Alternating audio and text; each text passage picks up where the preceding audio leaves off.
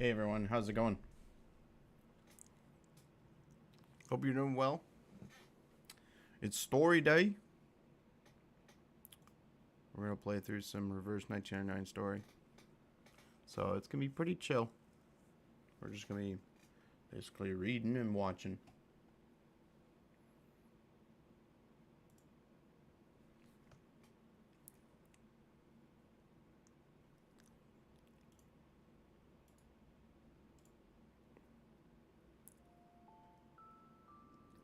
Got sound from both? Good. We're good to go.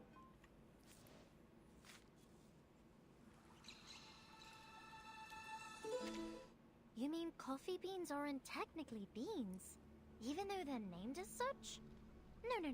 I can't accept this. I've got to verify this absurd theory for myself. I love that. No.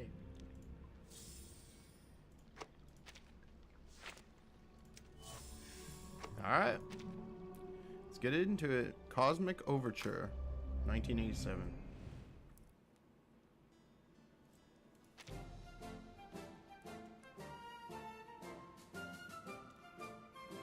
Okay. Yap month is hers. Reveries in the rain. Lucid scape.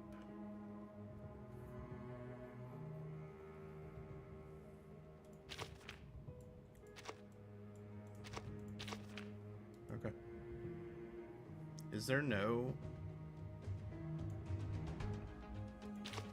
There's no... Whatchamacallit this time? Boss battles. Okay.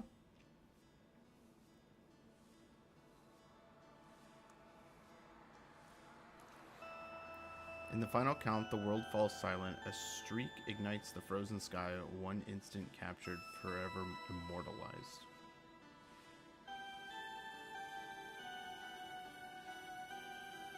Okay. Here we go. We'll see how long this takes us. I mean, these are usually pretty long. 18? It's probably your usual 20, 21 chapters.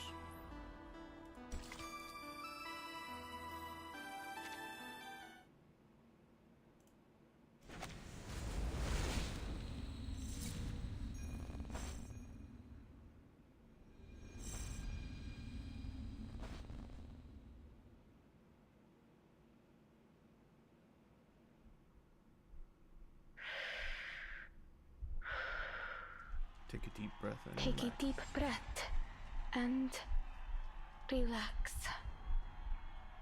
This is my debut. I can't fail. Not now. I have to do this for Mr. and Mrs. Kozlov and everyone in the circus. I didn't know she I was a must circus make them performance. proud. Mrs. Kozlov told me that I must guide the air through my body until it finds its balance. Left. Hear her Right. heartbeat. Good. Now, wave to the audience and say hello. Oh no. I can do this. I'm almost there.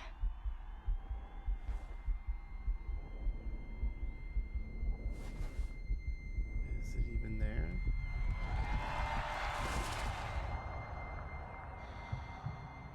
Я могу справиться с этим. I can have this handled. First, I need to. There's no absolute direction up there. Up or down depends on the reference you choose. I think she has the right to know what the storm really is. We will still need to cross the year 1999. Alia, come home.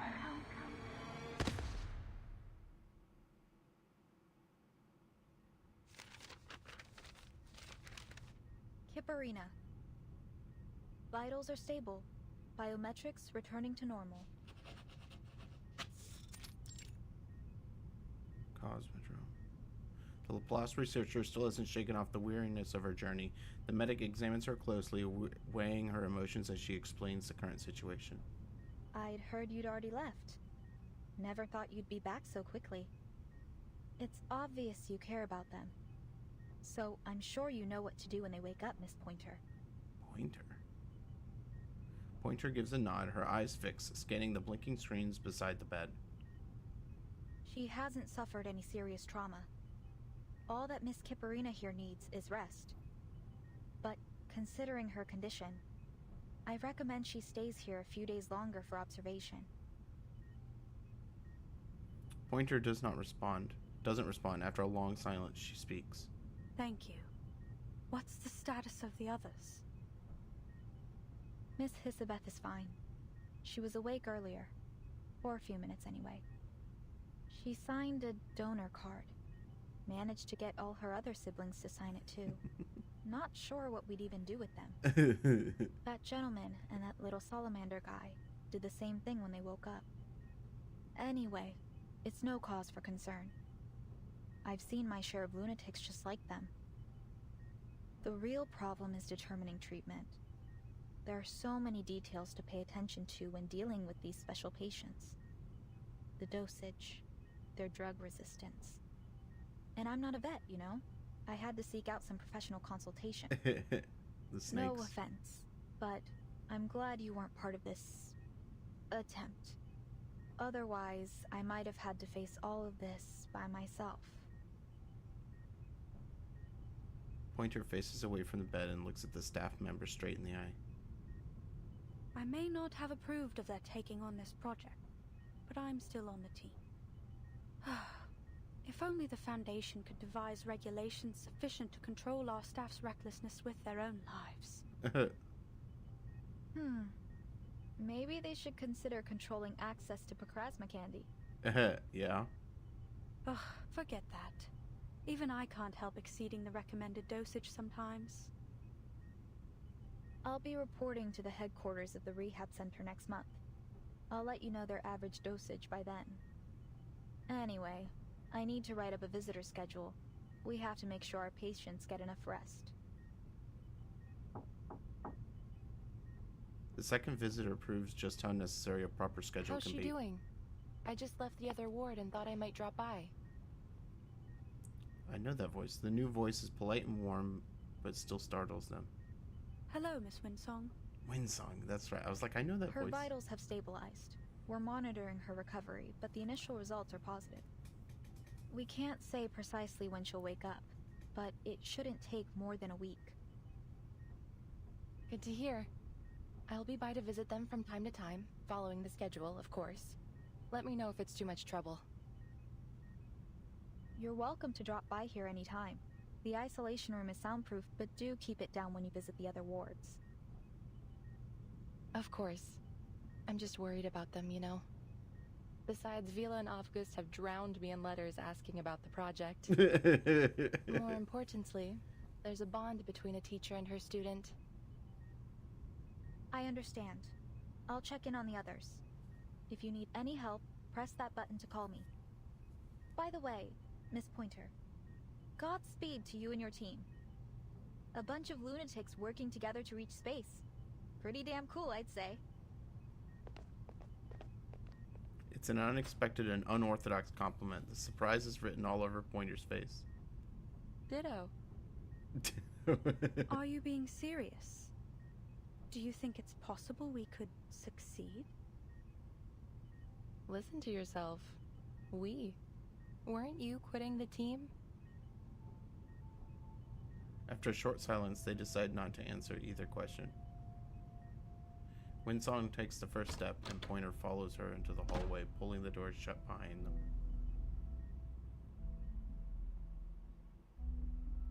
Your comment on Hisabeth's project. You said it was unrealistic. I don't think you really meant that. But even if you do, why not stay and give them a hand?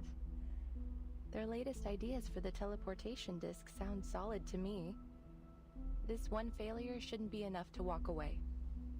You've worked with Hisabeth long enough. I'm sure you'd already know if she's pursuing a fool's errand. Pointer chooses silence again, but this time Winsong presses her concern. So, what do you really think? My thoughts are unimportant. All attempts to talk them out of it have failed. And what's worse, the more forcefully I attempt to dissuade them, the more determined they become. All right, so lay it on me.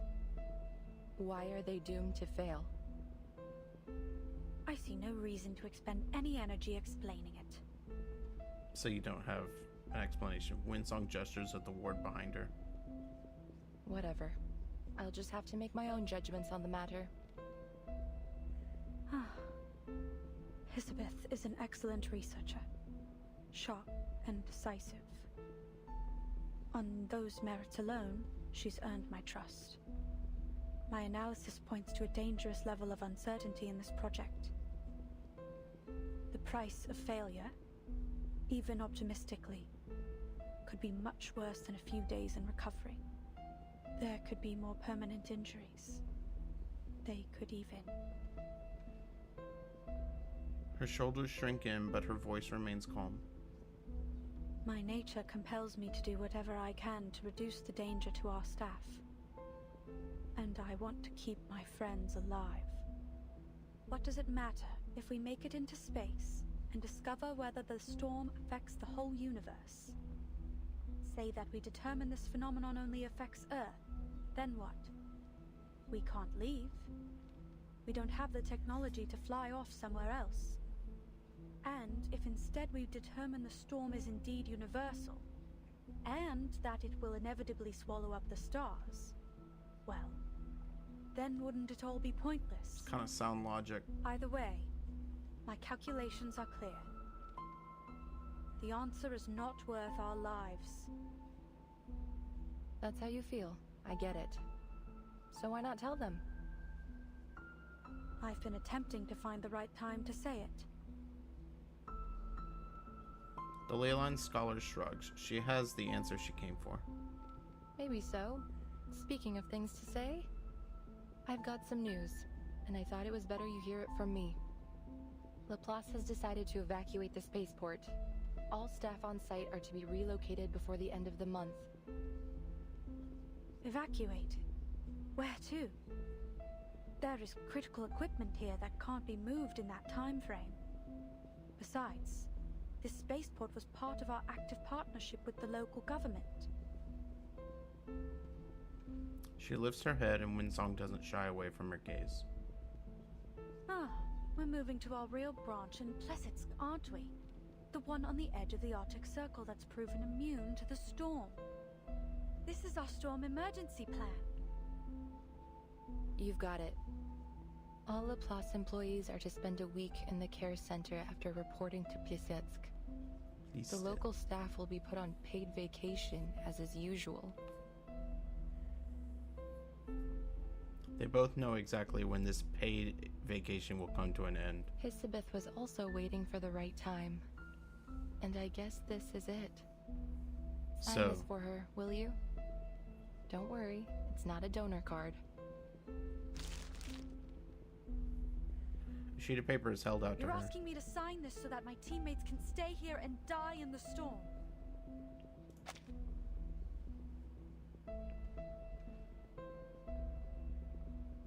The gecko.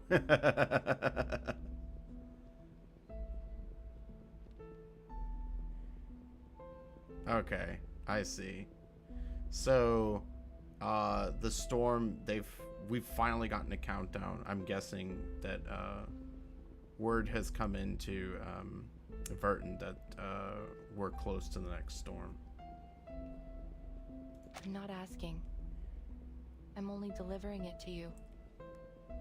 But they know what they're doing here. That's why I want to help. I need some time. My analysis won't be objective right now. What about the umbrellas? Sure. Just don't keep your teammates waiting. Our time is short.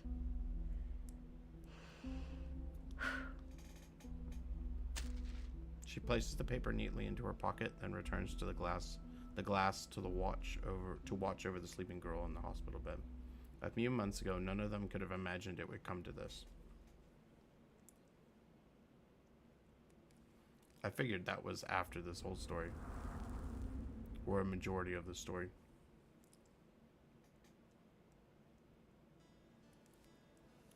Okay.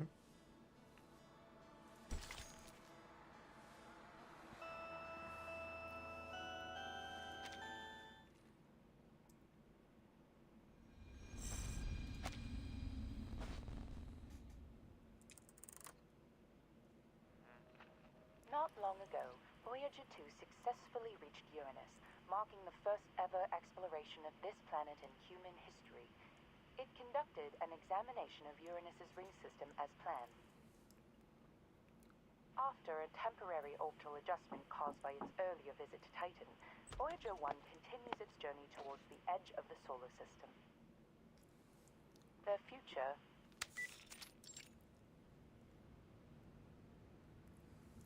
The staticky but steady voice of the news cuts out. We already know where they're going and what they're gonna do. Why are you wasting time on old news? As I recall, we've even got a photo from Voyager 1 taken in 1990. It's stored somewhere in the Laplace archives. That's correct. They even have the development reports from Seaton, and the work done on meteor burst communication tech. But none of the archives mention the whereabouts of the Golden Records, do they? So there's a chance we'll hear some new clue this time around, like... According to the sudden decrease in Voyager 1's mass, it's been speculated that the Golden Records were intercepted by an unknown entity.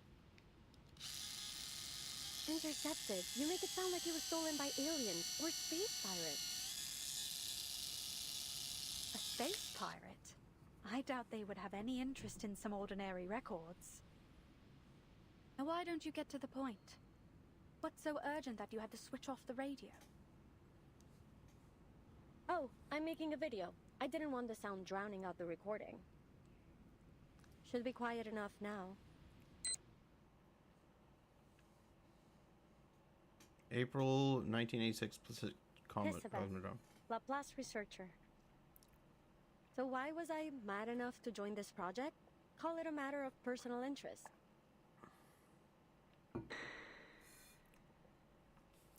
Let me introduce myself in a little more detail, in case you're shocked when you get your first look at me.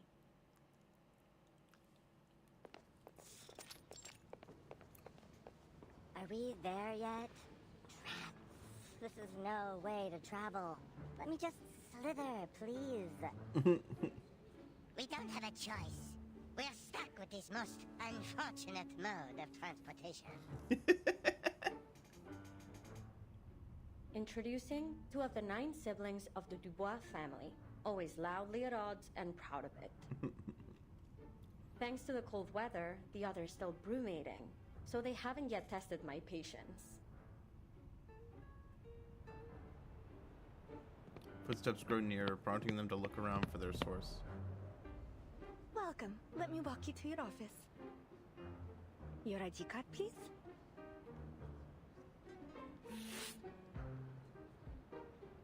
Oh, my apologies. My patience just run out.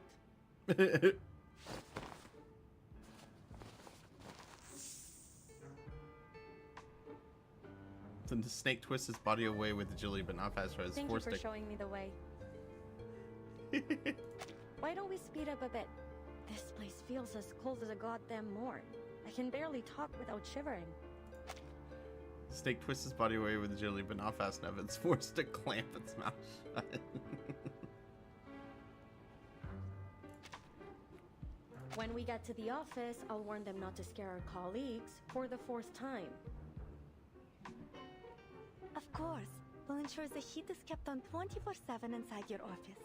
Laplace never neglects the little details.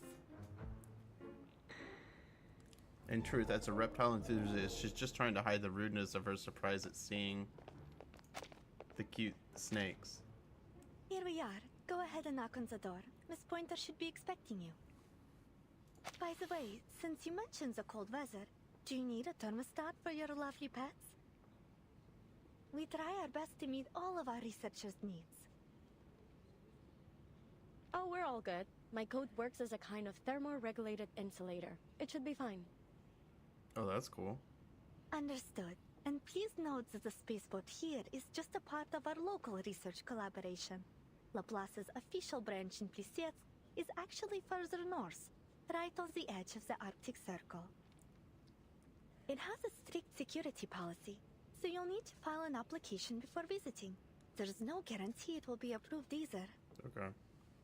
Welcome to the Plissets Cosmodrome. Just a few steps out, the receptionist turns back, drawn by a faint sound. The little golden-scaled snake flicks its tongue at her, and was that a wink? Goodbye, little Hisi. The researcher disappears down the hall, and cheerful voices ring out again. You know what, too? I think the staff here are more accommodating than most types we meet. Or are you just being more of a jerk than usual? Now stay out of trouble and don't call me by my number again. Just so you know, I'm perfectly willing to tie you up by the tails if I start hearing about any missing lab rats. The door swings open, preventing the escalation of their family feud. Huh? I knew I heard someone talking behind the door. Glad my ears don't need tuning. Please, come in.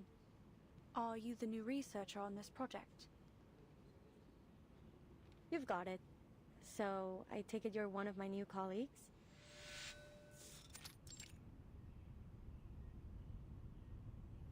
The new colleague's attitude seems cold to the touch.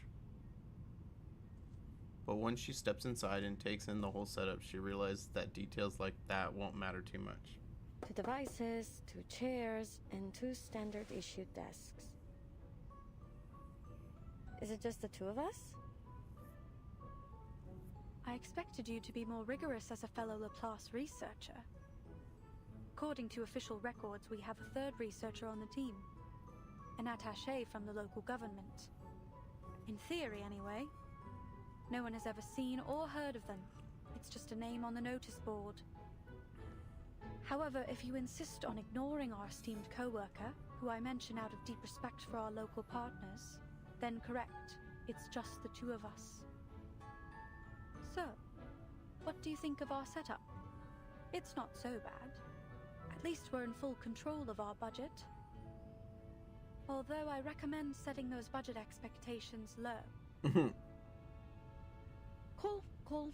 Everything's more or less as I expected. An undervalued project in extraordinary times. What kind of bizarre mind hatched up the idea of teleporting supplies directly into space? Do you believe our goals are unrealistic?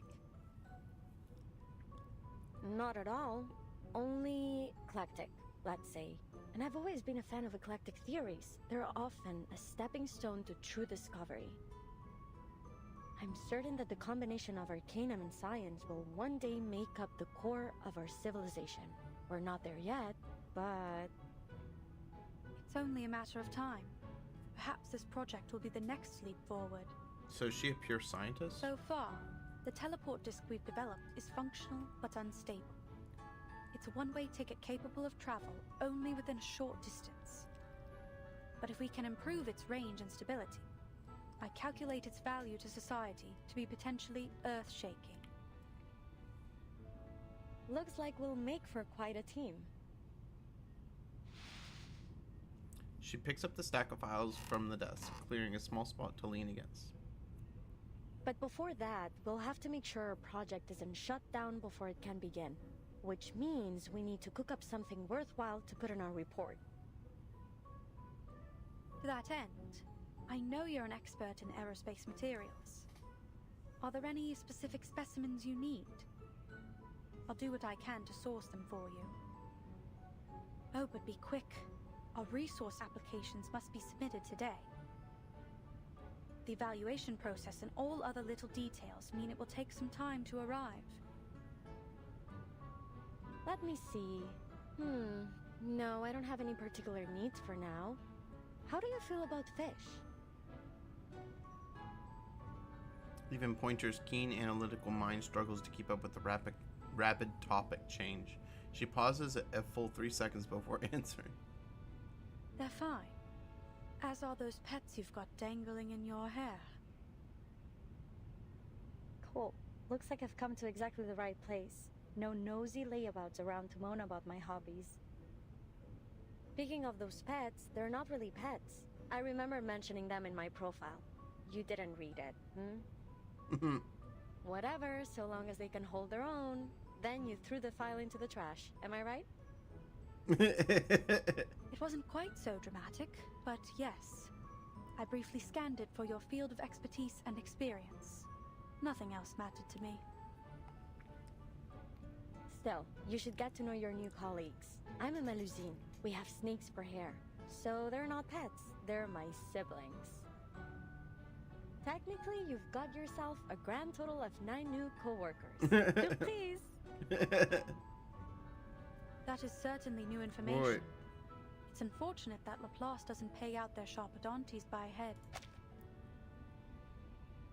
Still, you should get to know your new colleagues. Wait, no, this one. Technically, you've got yourself a grand total of 9 new co-workers. Surprise! Surprise. Maybe I can convince them to go in for every 2 heads.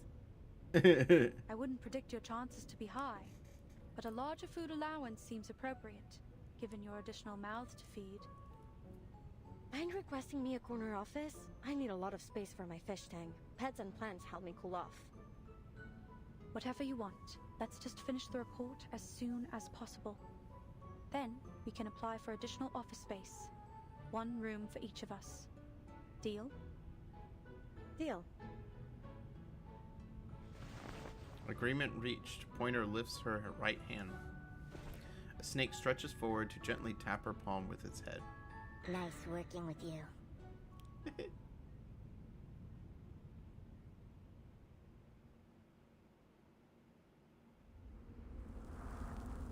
That was cute.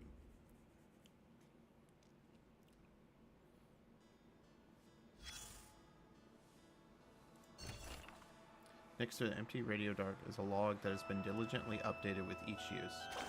Where's the radio? Public radio, 5 minutes per person per day. Listen to whatever you want, but leave an update in the log. 1205, restored the frequency to normal and listen to Swan Lake. 1805, turn to a foreign station, adjusted the frequency to avoid interference. 305, attempt 39, still no reply from the cosmic friend. Answer me, answer me. 1205, restored the frequency to normal and listen to Swan Lake. Turn to a foreign station, adjusted the frequency to avoid interference. Attempt 42, observed an unusual aurora. Must be the cosmic friend. She's responding. 1205, restored the frequency to normal and listen to Swan Lake. Wishful thinking aside, remember to reset the settings. 1805, turn to a foreign station, adjusted the frequency to avoid interference. Attempt 73, the turn's migration route is different from last year. Is she affecting the magnetic field? Placette is not going to buy a second radio. Break it again, and we'll bury you in the snow. Tune to foreign station, adjusted the frequency to avoid interference. Attempt 106, the magnetic anomaly has reached the edge of the polar circle. I so want to meet her. Off to intercept the cosmic idealist in Murney, break his bones, and reclaim the radio. I hope this imaginary cosmic friend is real, as if. To be honest, I don't know. I mean, I only just met him, so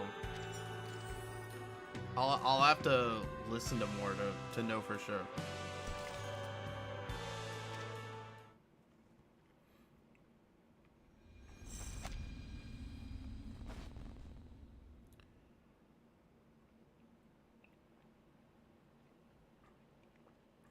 Everything from there on went smoothly and according to schedule.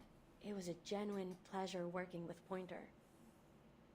Well, those first days at least. Uh-oh. Elizabeth, did you go to that ley lines lecture yesterday? I couldn't make it. I've been reviewing this data for the last 10 hours. The model is a mess. Something's off.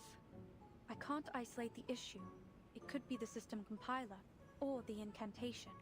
Or maybe we missed some characters when we transcoded it. Oh, the lecture? Yeah, Winsong mentioned it when we met her at the canteen a few days ago. Hold on.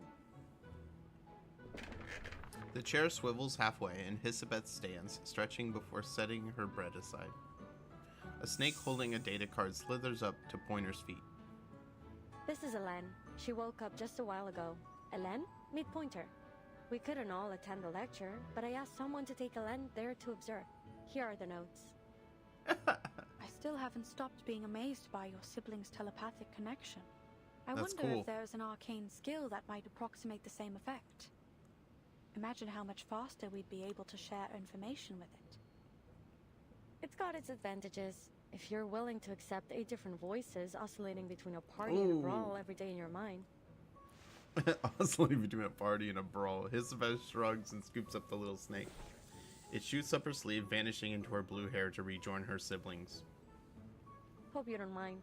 She's been a bit shy ever since we were little. That won't be a problem. I'll get it back to you in a few days. I just want to check if the study of ley lines can help with our aeroshell's force analysis. Is that all? You could have left a message. No need to go out of your way. Well, and I needed someone to unload a bit on. It's been months since I submitted our resupply application, and there doesn't appear to be any progress.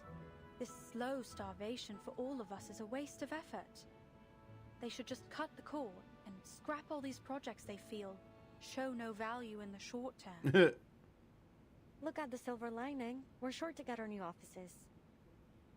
Office space. The one thing we have in abundance here. She waves her arms in irritation before slipping back into her usual tone. Anyway, how are things on your side? I'm free for the moment. I'm progressing just fine. Take a look. She steps closer to the desk. Hisabeth shifts some Excellent. space. Feel free to let me know if you require any help. She steps closer to the desk. Hisabeth shifts some space and lays out the blueprints. You know, for all the time we've worked together, there are still many questions left unanswered between us. I'm curious. Why did you choose this project? The tenor of their conversation has changed since their first meeting. This isn't a test, it's a genuine concern. Time has built enough trust between them to ask. There are many other teams pursuing the combination of Arcanum and science. I think one of them is presently working on cleaning incantations and plant-related rituals. Why choose Plesetsk? Is it that you feel your expertise in material science will be of most benefit here? Or do you have a particular interest in the aerospace industry? Don't mistake my intentions. I'm happy you chose to join our little team. You've performed exceptionally well so far. If I had to put a finger on it, I'd say it was curiosity. I really want to know where those golden records will end up. She rolls up the blueprint before settling into a relaxed posture. Remember what I told you about my parents? They were studying information technology at Laplace before the first storm struck. Oh, did she lose her parents? Hisabeth's mind has always jumped around, but now Pointer can keep up. She knows to wait for the point to come back around. I can't wrap my head around that stuff. My whole life has been a constant stream of information. You wouldn't believe how distracting it is to have 8 voices in your brain, bothering you night and day. Still, all 9 of us enjoyed reading. Whenever we found a particularly compelling article, we'd divide it up and each focus on a different part. That's convenient. We'd always have a huge brainstorm after we finished. It was a lot of fun, actually. I miss those times. I still remember the day that meteor fell to Earth. Meteor? Nos derniers rapports indiquent que The latest reports are that Voyager 1 has officially traveled the furthest through our solar system of any man-made spacecraft, surpassing Pioneer 10 by a distance of approximately 69 astronomical units. I don't remember where I was or what I was doing, but I remember the broadcast was talking about Voyager 1. That's true. And that all 9 of us were staring at the twinkling dot on the screen. If the moon is almost 400,000 kilometers away from us, how much further away was this little rock from Earth when it started on its journey? Incroyable. Unbelievable. We never knew the stars above our heads could actually fall into our world. What was happening up there? For all our brainstorms, we never reached a solid conclusion.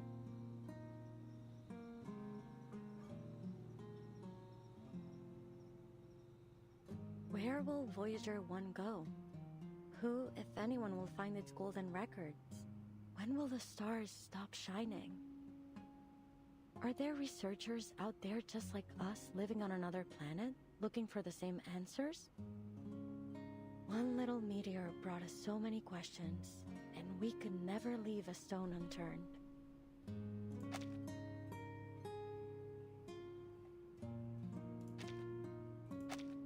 I see. That's why you joined this project, despite its lack of immediate contributions to society. Nonsense. Our work is critical to the future of aerospace engineering. We've got plenty of contributions to offer. This time, she's the one holding up a hand, waiting for a high five. Was that an attempt to cheer me up? There's no need. I'm not easily discouraged. Palm to palm, their hands meet for just a moment. You've warmed up a bit. Yeah, thanks to the 24/7 heating, and because I keep all of us well fed. Speaking of, I'm headed to town to find a restaurant. Care to join me? There's some decent food in Plassets now, thanks to the new policies. Do you want anything in particular? Your call. Back then, we never thought to ask why our supply application had been put on ice for so long.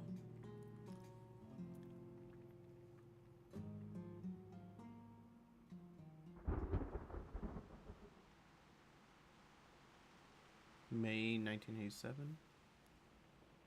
They're terminating the project? The noise startles the snakes. One by one, they poke their heads out to join the shock. Too bad the moment's already passed. Pointer doesn't even have time to snap a picture. I understand, ma'am, but you should know that our top priority after each storm is to restore the Foundation and the LSCC to full function as soon as possible. With our current shortages of resources and manpower, that means cutting all non-essential projects. Why don't you just pause it then? Non-essential? Then what is it that counts as essential? Who decided on our priority? Before the snakes can hiss again, in protest, Pointer reaches out and grabs Hisabeth. Calm down, Hisabeth. I understand that Mr. Ludwig did his best to keep as many projects running in Plassets as he could. We couldn't have stayed here this long if it weren't for him. But he's only a branch leader. He doesn't get to make the top-level decisions. They act as if all of their essential and valuable consumer technology just popped up out of nowhere. True. To think that aerospace engineering has less to contribute than their other projects? Mad! They wouldn't even have vegetable packets in their instant noodles without us. I'm sorry, but our decision is final. Please allow me to finish. As you can imagine, I have several other meetings lined up after this. Sure. Please continue. Madame Lucy has expressed that she is not in favor of this decision. To that end, she asked me to deliver a lifeline for your work here. Love you, Lucy! As you know, our knowledge about the storm remains extremely limited. Madame Lucy believes we could better manage our circumstances if we could observe it in greater detail, particularly its extent. She's seeking volunteers from Plesetsk for a project, one that aims to send a monitor into space in order to collect data as the storm arrives.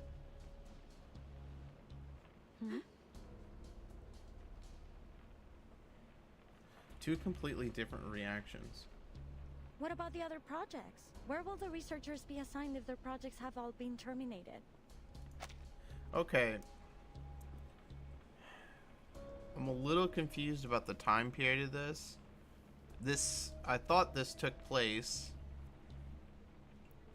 after the storm where Arcana died. But then why is Madame Lucy back in charge? Did they bring her back in already? Is her vacation over?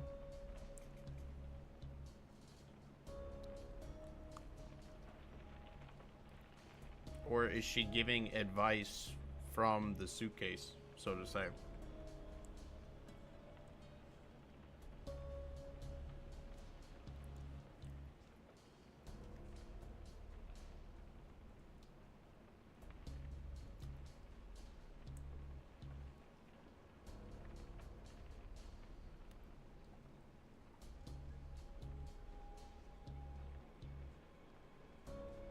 Oh, okay, so maybe this is this like the real 1987? No, it's not.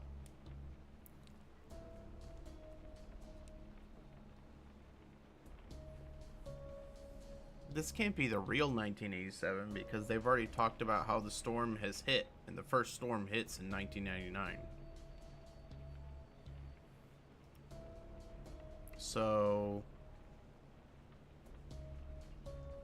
I mean, I guess it could be in between.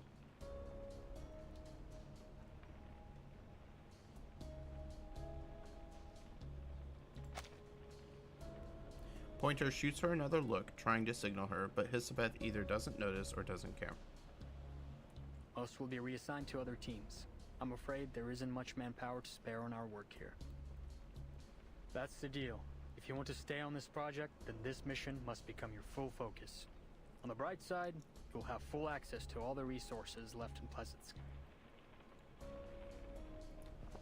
He makes a quick glance down the hallway to check no one else is around, then steps closer and lowers his voice.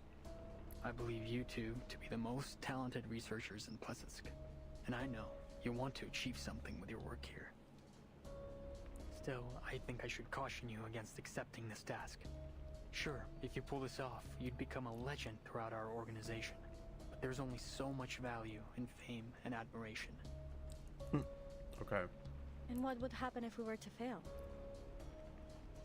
Execution. I'm afraid your best hope would be instant death. Oh, and it may be much worse than that. No one knows for certain what the storm can do after all. So this is probably sure this after is like worth the your first, lives. the second or third storm. I don't know how many storms there were.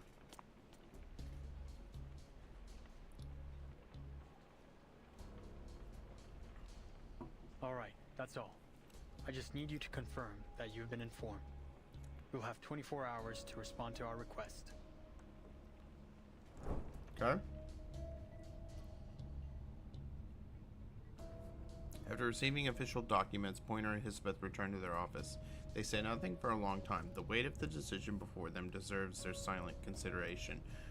Finishing her deliberations, Pointer clears the air. Hisabeth, I know you're a big supporter of Madame Lucy, but I'm sure you agree this mission is a statistical death sentence. No, it isn't. If you're struggling for a way to say no, I'll come up with it.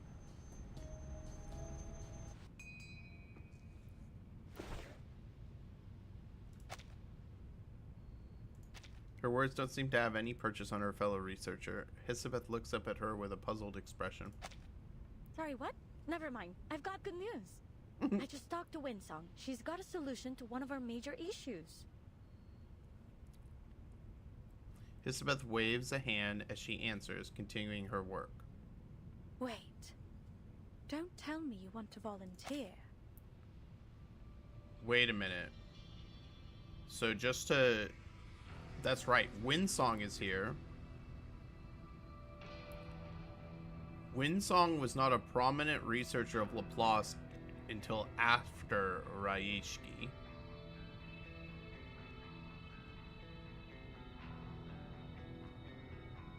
Which makes... This should be right after Arcana's... This should be after Arcana's death.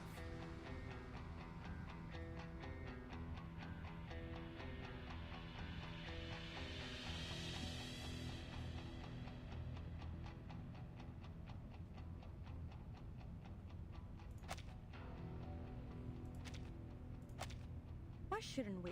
This is a once-in-a-lifetime opportunity. But have you even considered the risk we'd be taking? Like the liaison said, We'll have all the equipment we need, with a project that's progressing smoothly, working towards an achievable goal for the common good. It is almost like the universe is within our grasp. All we must do is make our teleport disc work. it's not that simple. We'd still need an astronaut capable of launching the monitor. Who could we find that would be capable of acclimatizing to a zero-gravity environment, under high heat and pressure in such a short time? That's the good news. Winsong already found us an ideal candidate, an acrobat. Nice. Isabeth finishes her task and holds out the sheet to Pointer, a follow-up work schedule. Here, I made a list of issues we'll need to tackle. Of course, that's only assuming you'll accept Madame Lucy's mission too. I remember we talked about space exploration when I first arrived in Plassets. You said you wanted to know what's going on up there too. So tell me, what price are you willing to pay for that answer?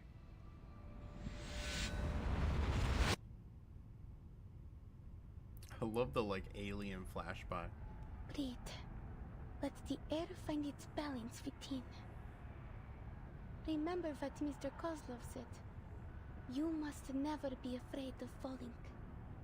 I just have to imagine myself floating in space.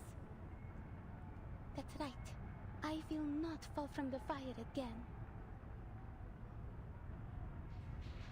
The Circus Barker's introduction booms above the blinding lights, followed by a wave of cheers and applause. Ladies and gentlemen, introducing our fabulous wild dancer, the youngest acrobat of the Utrinia Circus. So, those lights that flash by is like her vision up in the circus stands, I think.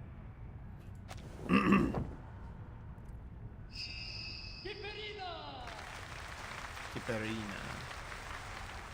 I always thought it was Capernia.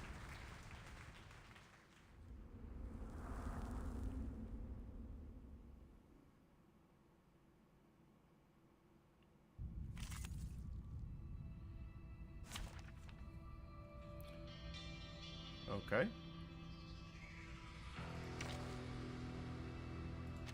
Marcus. Were you looking for me? Here I am. Ha! I bet you've never had this many teammates before. We make an ideal team. Join with us, comrades.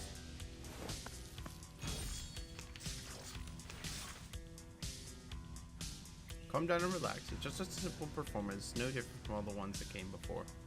Now I will remind you. Our scale. Devour it all. To transcribe.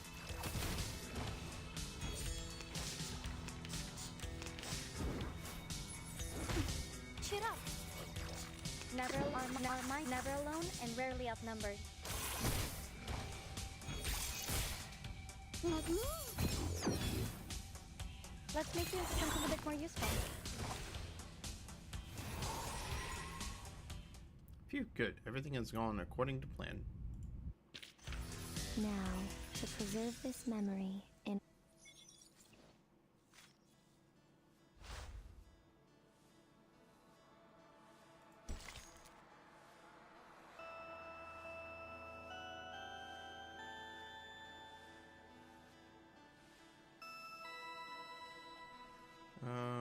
Let me check something real quick.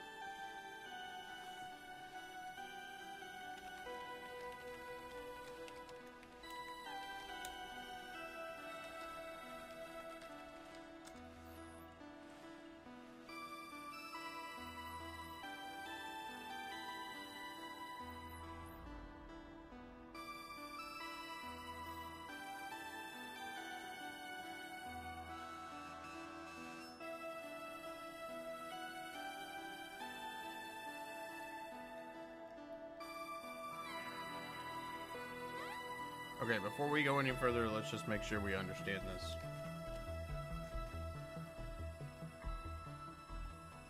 First storm, time reversed to 1996. Second storm, the second storm reversed time to 1985. Forget-Me-Not stated that a storm in the 90s caused the blood vessels to turn into cables and wires, causing narcosis in hours.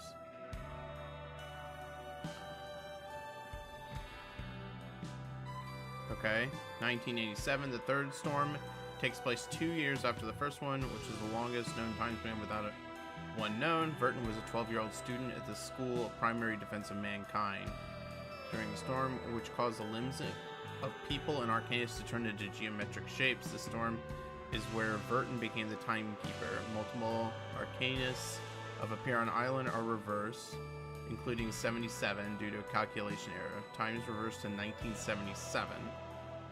Triggering event is unknown. It is unknown which year the fourth storm takes place. According to 37, it reverse time to the 30s. The exact year remains unknown.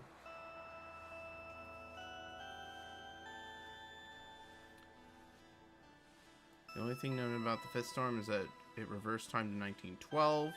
The sixth storm, Marcus joins the Foundation during the time. Time jumps forward to 1966. This seems to be the first storm where the time jumps forward instead of being reversed backward. Okay. The seventh storm, humans and buildings melt into splashes of color reminiscent of colored comic books. Time is reversed to 1929. So this is where the prelude begins, where we find Regulus. Eighth storm, it's an artificial storm caused by Manus Vindictae. Okay, this is first story. And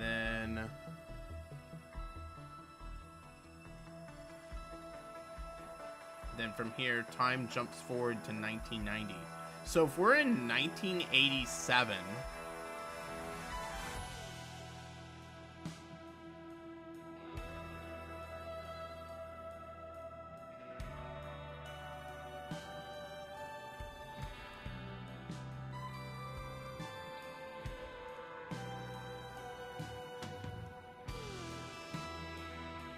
Okay.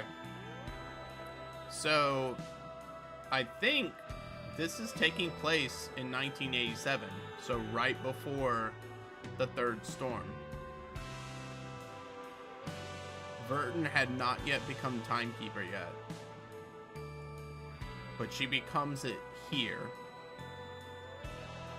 However, that means that...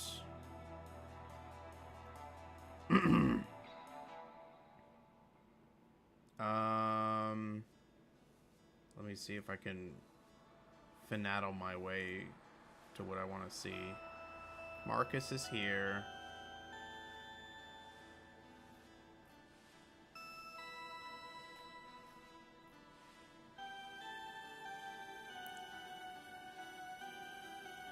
Yeah, 87 is the one where they're kids.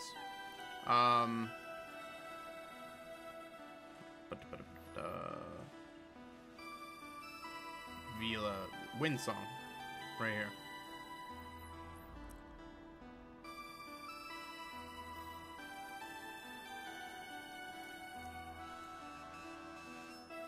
This means that Raishki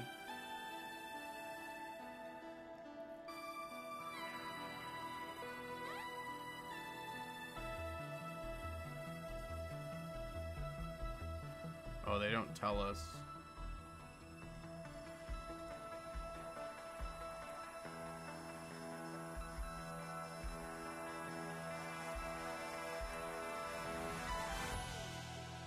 I think that this means that Raishki happened from 1985 to 1987.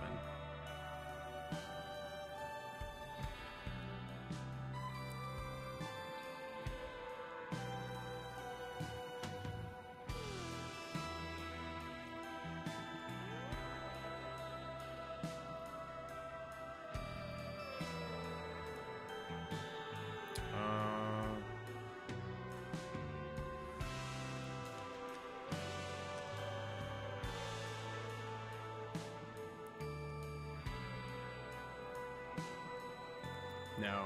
Someone has to have a timeline. I'm sure at some point we'll find out the timeline, but I think this this means that definitely the 1987, this is taking place during this storm.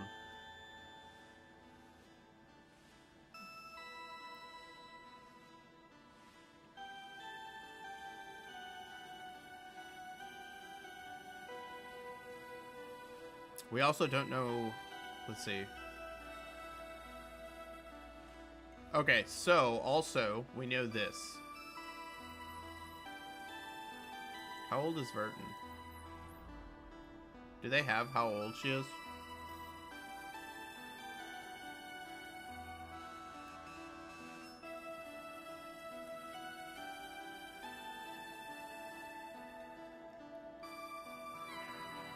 It doesn't say.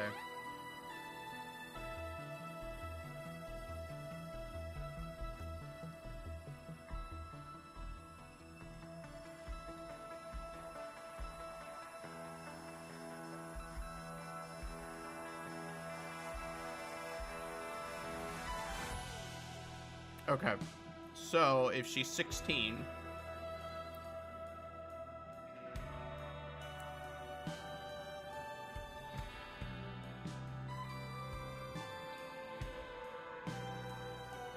well, we know at very least it can't be longer than 2 years. So even if it was 2 years in this one, 4, 6, 8, 10, 12.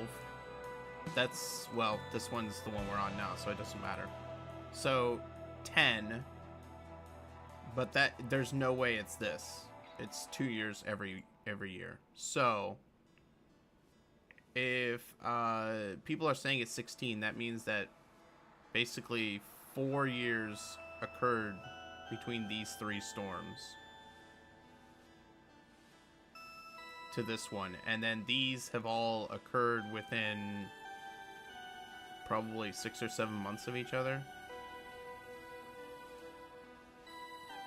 So this one took, so we're basically 4 years.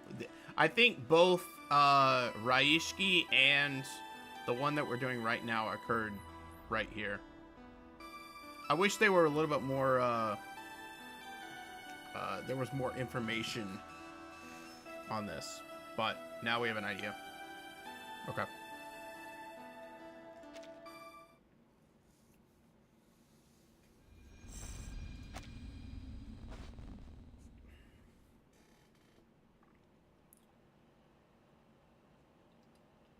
Utrnaya Circus. Kiparina, star acrobat of the Utrnaya Circus.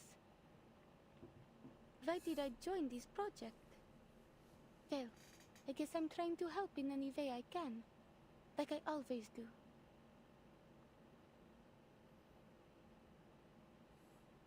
The circus is a lot like outer space. All right, let's see how you cook with this one. That exists within an almost weightless world of imagination, close to reality, but at the same time, unreachable. Okay, that's a little stretch. I've come to love the life that Mr. and Mrs. Kozlov provided for us there, and I never thought it might end.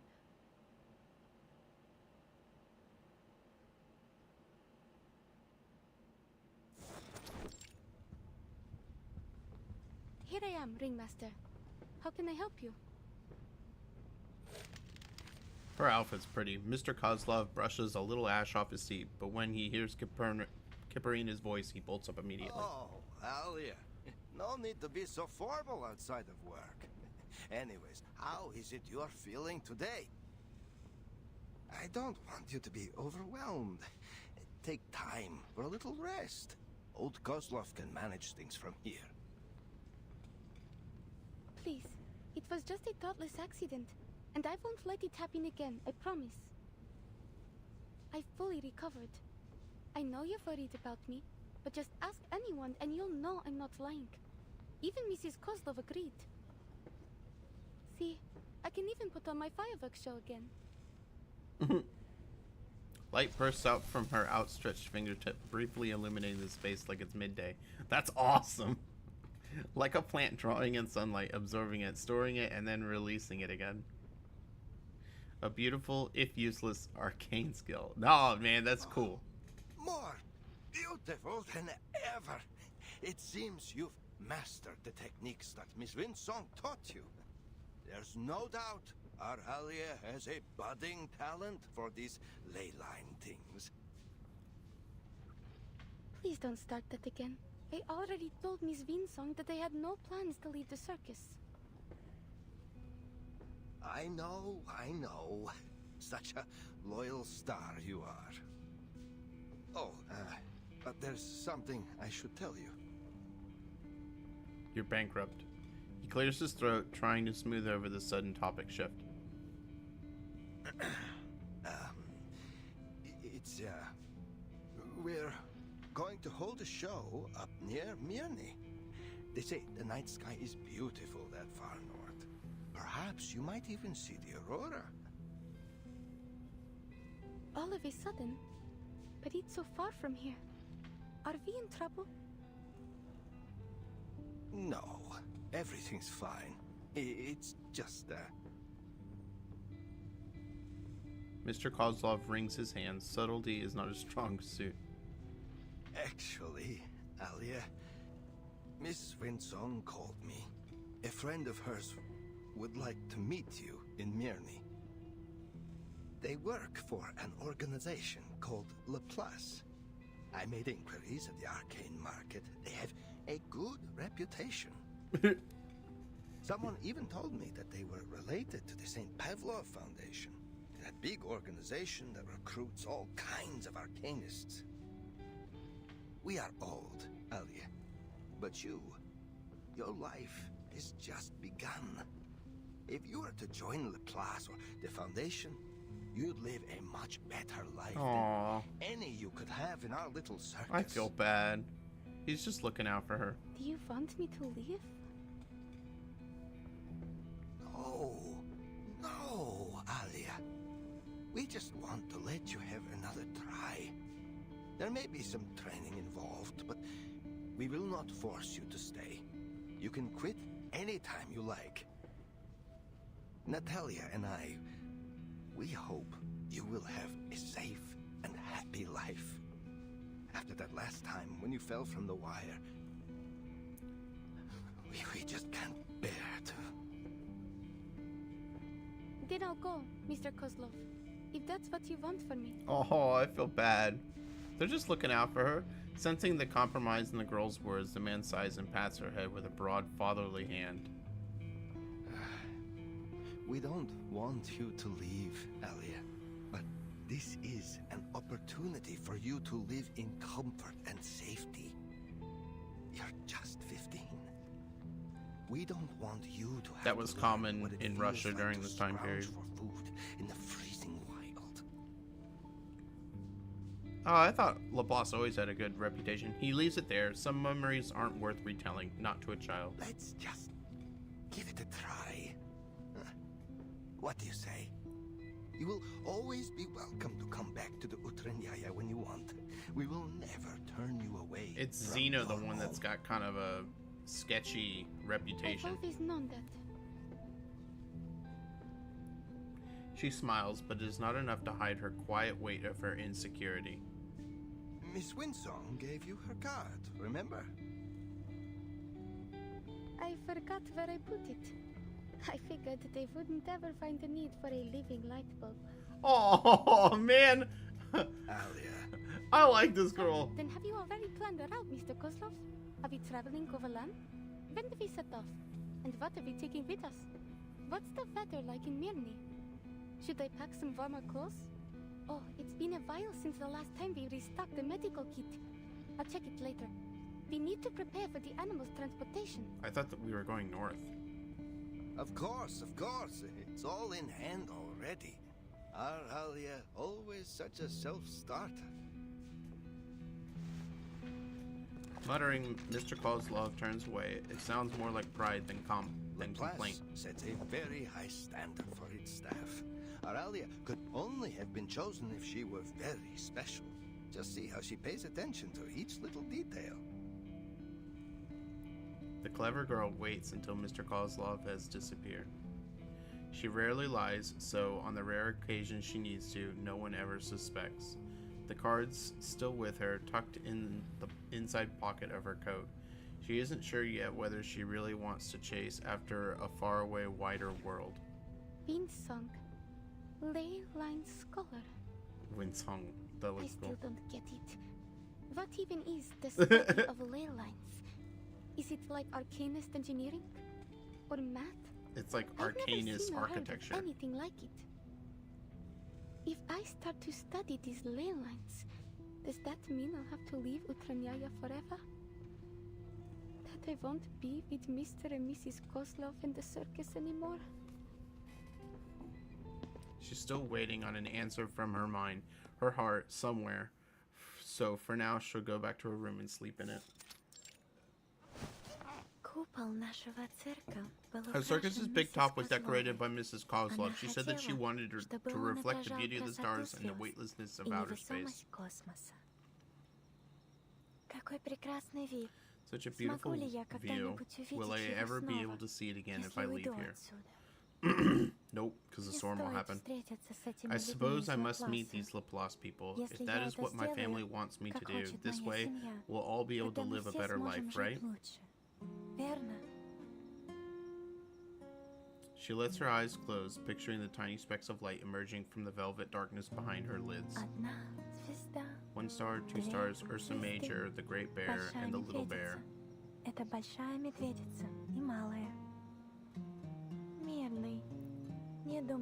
don't think I've ever been there before, but I feel like I already know what the stars look like from there. How strange. I wonder if the stars ever wander away from the sky. Will they disappear one day? Will they all disappear one day? What are their dreams like?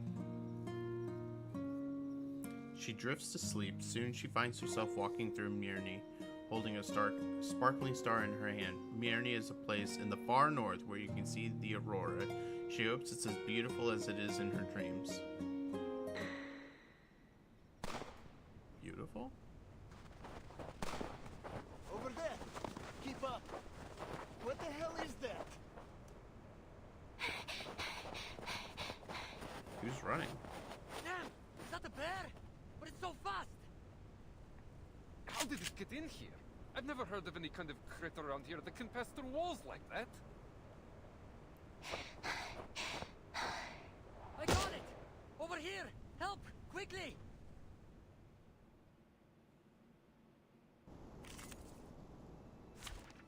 Okay. Okay, I was checking where Mirny is. Man, it is in the middle of nowhere in Russia. Am I seeing things, or have I gone snowblind? What the hell was that? What exactly are we chasing here?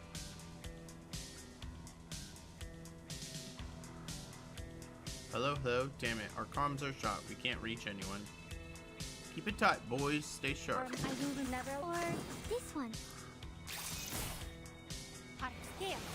Like me. Like a metaphor? Okay, Mirny is like literally in the middle of Russia.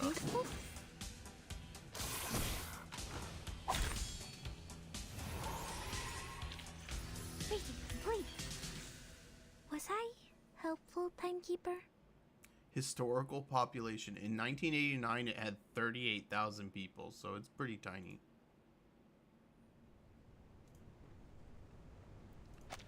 The sound of her pursuers fades into the distance. She must escape the darkness around her and move toward the light.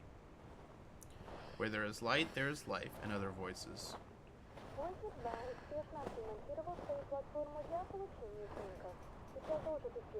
Voyager 2 has successfully repaired its imaging platform and will proceed to its originally scheduled exploration of Uranus. Voyager 1 continues its journey to the edge of the solar system and beyond. According to our projections, it's expected to pass by Proxima Centauri in around 70,000 years. A hand slips out from under the blanket, fumbling around until it finally finds the radio switch. The same strange dream again. It's gotten more and more detailed since we arrived in Mirny. Interesting. Okay. I need something to distract myself. Miss Vinsong and Mr. Kozlov made an appointment to meet next week. Until then, I should continue to prepare for a show. Utranyaya is making its debut in Mirny tonight. It's a new beginning. She peeks her head out just a little, peering past the tent flap. Across from the circuit tent stands a small restaurant, and in the distant sounds of conversation put her at ease. The streets of Mirny echo with the steady rhythm of patrolling boots. She hasn't seen the aurora yet, but even so, the novelty of it all makes her heart race. I just need to cheer up and do my best. I guess it's also my debut in Mirny. And first impressions are everything. Okay. Maybe Mr. and Mrs. Kozlov will change their minds if I can win over the audience. Oh, she feels like she's being tossed away. She steps out of the tent, ready for her first performance in Mirny. Maybe he should have explained his struggles as a child. That would put her at ease in a weird way. Ladies and gentlemen, introducing our fabulous wild dancer, the youngest acrobat of the Utrinia Circus, Kiperina!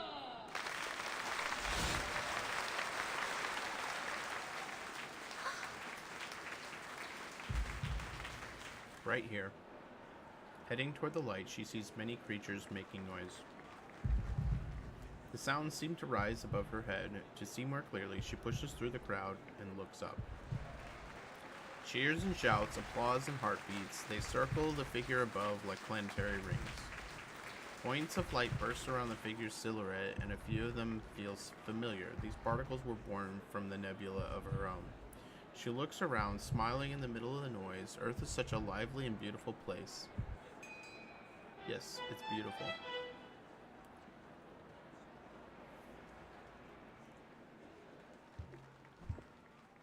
Breathe deep, leap onto the wire, twist, raise a hand in salute, and then exhale. Will they let me stay if I keep giving perfect performances? The audience like erupts this? into applause, a perfect score for her routine. Will they let me stay if I keep giving a perfect performances like this? The doubts buried in your chest begin to stir. On the wire, Kiperina looks back, only to realize there's no one ahead of her nor behind. Should I move forward or back? Instinctively, she clenches her fist and follows the cheers with her eyes. From these heights, it's hard to recognize anyone. There are no friendly faces, no family, she's alone on the wire. And that's how it's supposed to be. Hey May, how you doing? Just like her dream, a flickering star points the way forward. Don't stand still too long. They all want you to move on. They all want to see how far you'll go.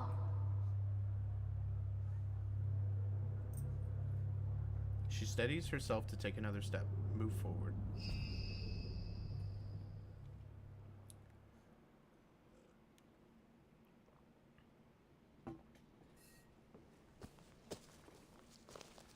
Show is over. The audience is gone. Mr. Kozlov packs away the stage props. Natalia and I were a little worried for you back there, but it seems our worrying was for nothing. The show was even better than we hoped. Show is over. The audience gone. Mr. Kozlov packs away the stage props, his voice booming with pride. Natalia and I were a little worried for you back there, but it seems our worrying was for nothing. The show was even better than we had hoped. Ooh, you gonna dump all in for Finon? Is he like your new Aventurine? You did such a good job, Alia. The audience was thrilled. I knew we came to the right place. I'll ask Natalia to prepare us a proper banquet tonight. Something to reward our darling Alia and celebrate your new job at Laplace. We still don't know about that yet, but I'll try my best. I know you can do anything once you make up your mind to do it. And now, I must go discuss tonight's food with Natalia. Got a bag arch, of course I'm going. He walks off, still rambling, with props in hands. Kiperina looks around. The massive tent... The massive tent now holds just two small figures. One is her, and the other is the girl from before.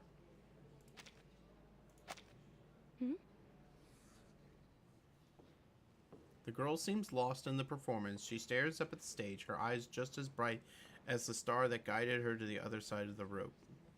Perhaps she's taking a break, or waiting for someone. She knows that Uternaya never turns away a lingering audience members, but talking to new people has never been her strength. Still, the show reminded her, sometimes it's worth taking that step forward, even if you don't know what comes next. She doesn't hesitate this time. Hello? Who is it?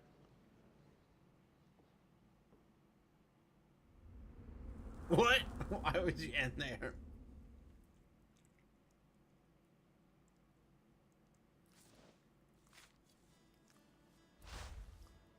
Okay.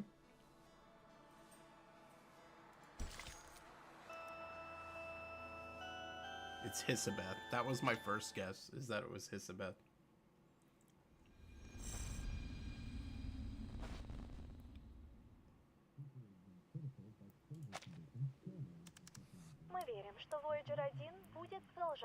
We believe Voyager 1 will continue to explore the galaxy on and on, traveling into the depths of the universe, carrying with it humanity's spirit of exploration. It is likely to persist longer than life on Earth. We'll see about that. The radio catches her new friend's attention. In an odd way, she spent the past few days fascinated with the little musical box. Until another voice cuts through the broadcast. What will the weather be like tomorrow? Maybe we can take a longer walk if it's sunny. You haven't seen the diamond mine here in Mirny, have you? The girl shakes her head, sets the radio aside, and waits for Kiparina to speak. Kiparina kneels down. Now they're eye to eye. Is anything coming back to you? I asked some people around about you, but no one had any clue. Don't worry. Most of us in the circus were adopted by Mr. Kozlov, so he won't mind if you stay with us. He always gives a hand to those in need. And I'm going to meet an extraordinary lady tomorrow. She knows a lot. Maybe she will know who you are. Kiparina is used to this kind of blank stare. She's seen it on the faces of children that were lost while they were at the circus. How Mrs. Kozlov had comforted them and kept them entertained until the smiles returned to their faces. She stands up, steps back, and reaches her hand toward the girl. Hey, look at this.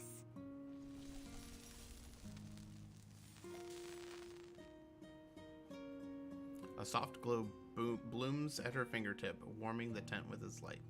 It's my arcane skill. It's not very useful, I know, but don't you think it's pretty? People say it looks like the stars.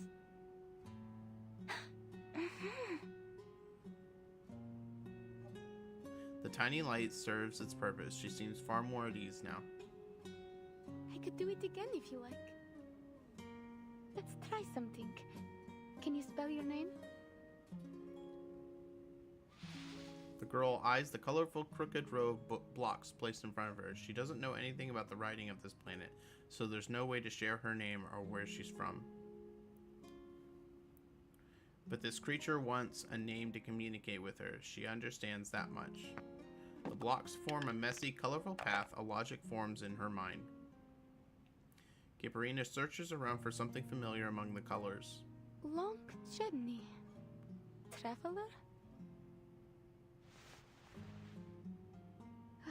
Sounds like you just picked these words up from the radio.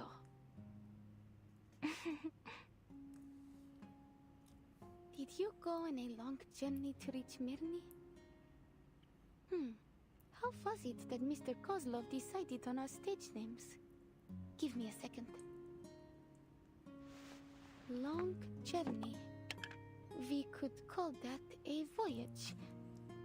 That would make you, who traveled a long journey, a... Voyager. Voyager. So we finally meet Voyager in the story. Kiparina stretches out her hand and traces the imagined path of the Voyager probe. The girl watches for a moment, then imitates the gesture.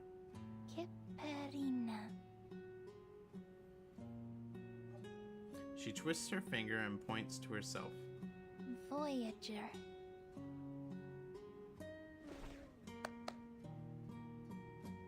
Now that you have a stage name, you are now an official member of the Utranaya Circus.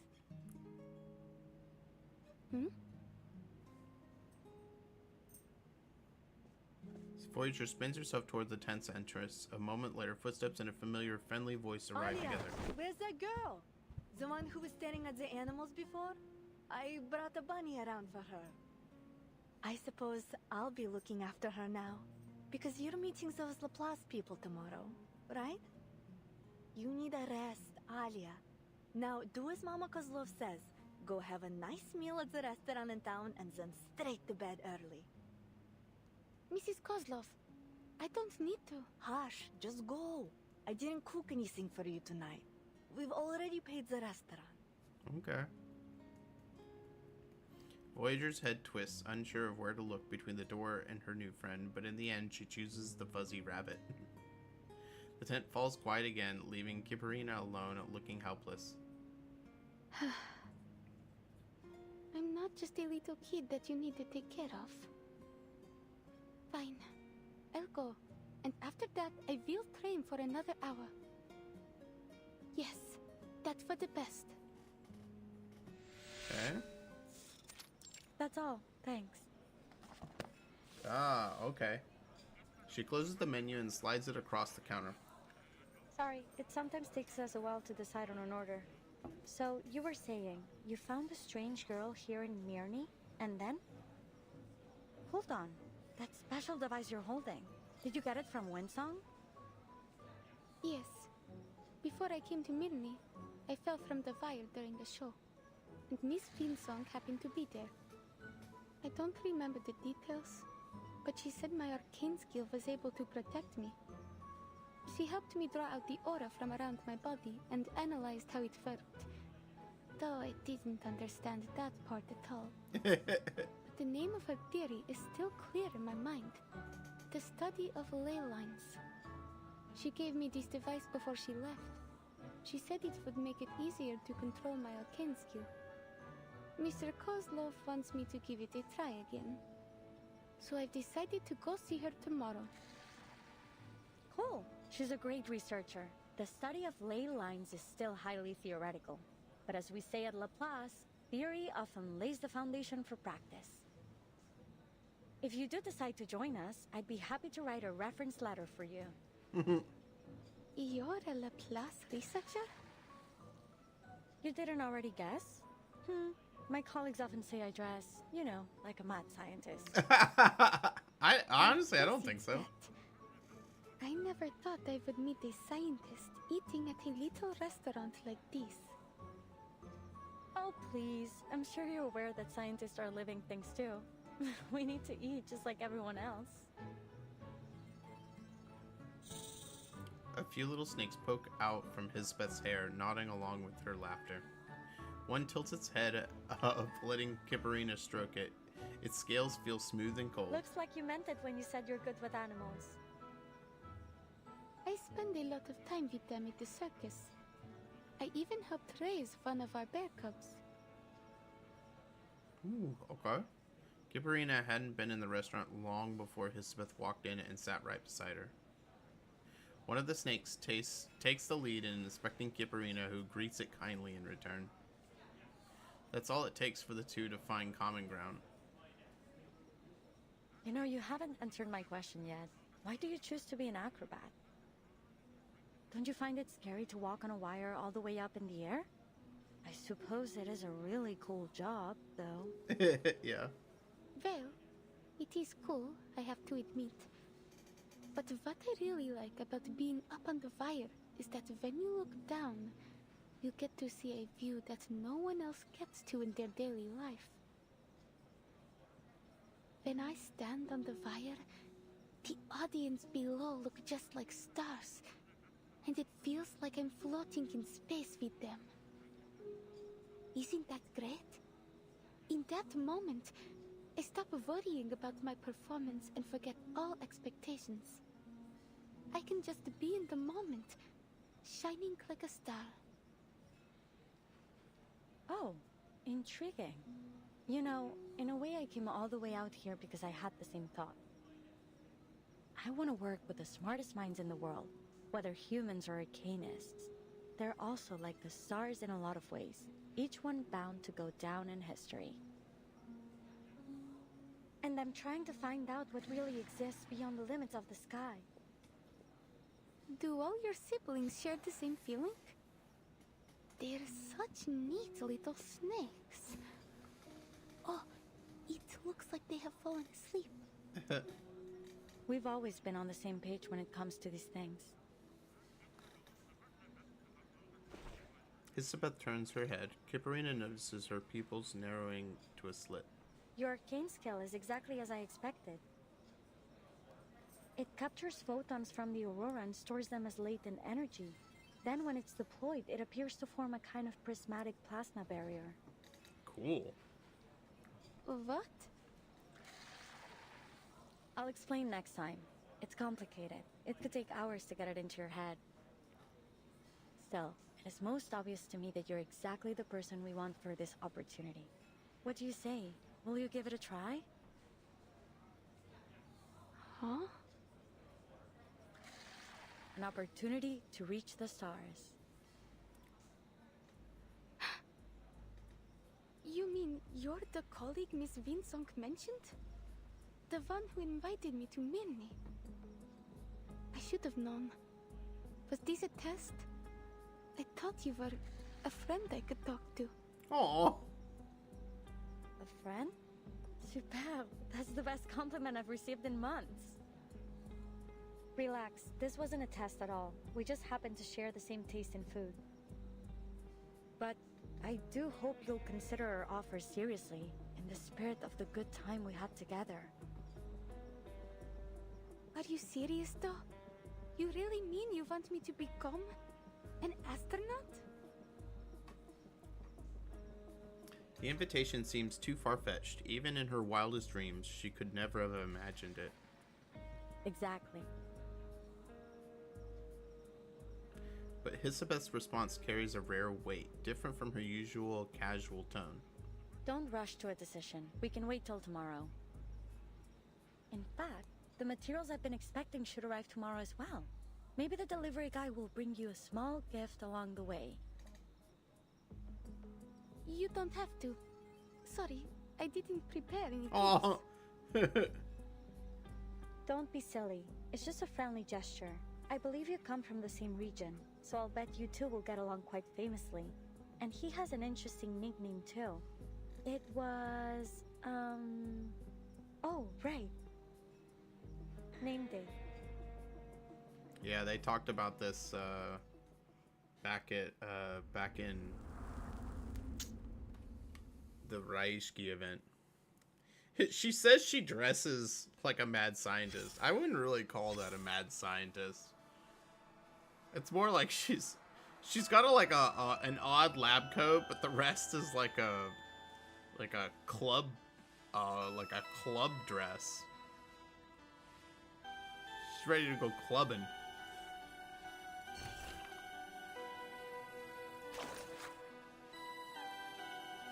Okay, I'll read it. Unexpected encounter. Surrounded by the light, but feeling no pain, the screams and footsteps around here are crystal clear. The first footsteps she hears are Kozlov and Natalia's. Their voices are more familiar than her own heartbeat. The clatter of goat hooves belong to Elijah, still midway through his writing performance. The particularly light, quick footsteps of Frasios, a habit left from his juggling practice. Everyone stay calm. Her arcanum has protected her very well, a strange voice. Must be an audience member stepping onto stage. Relax, girl. Try not to think too much. Just tell me, what do you see right now? This is unbelievable. I see a star. A shooting star is flying right towards me. The stranger crouches beside her. The light dims just a little. I'm going to use ley lines to dissolve your arcanum. Stay relaxed. Talk to me about anything. What hobbies do you have? Maybe they're not really hobbies, but I like to listen to the radio and weather reports. I also like exploring strange places. To keep from getting lost, I memorize all the unusual looking trees and rocks along the way. That star is still twinkling. That's not normal, right? Don't worry, maybe everything today happened just so you can meet that star. Let's keep talking. Would you like to study ley lines with me? You have real talent, I'm sure of it. Okay, so yeah, this is her first encounter with Winsong.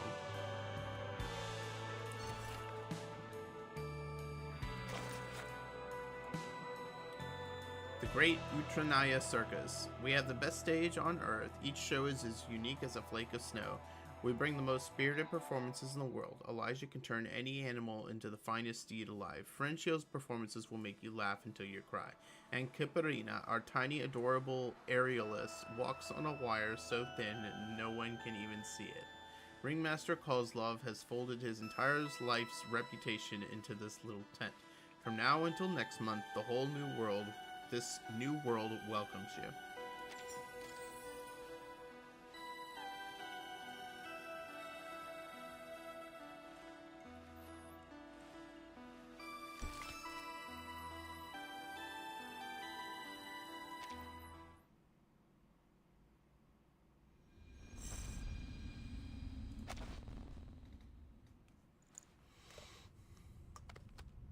Ship models made of bone, delicate painted eggs, rusted parts, and yellowed scraps of draft paper. Old pieces hastily thrown together somehow form an unexpected harmony. Number 136 from near the Colima Mountains. Tells the tale of the Polar Star icebreaker. The crew suffered some kind of mass hysteria. The same thing happened later in the Kola Peninsula. He labels the notebook, writes down its number, and stores it away. Is close to the Arctic Circle. With any luck, we should get a great view of the aurora. June 1987, Far East Branch of the St. Pavlov Foundation. Name day. Investigator for St. Pavlov Foundation, currently serving for Far East Branch. Why did I join this project? Well, it is a job, and I like to do as I am told. Neva River, Lake Ladoga, Sphere River, then Lake Onega. It takes less time to travel by water. Maybe I can even buy a small gift along the way. What sort of specialties does Mirny have other than diamonds? Oh, maybe I can stop by Petrozabotsk on my way back. He examines the map, plotting out a workable route. Looks like I'll have to walk the rest of the way after landing. Oh, Plessisk. A place of boundless snow and not much else.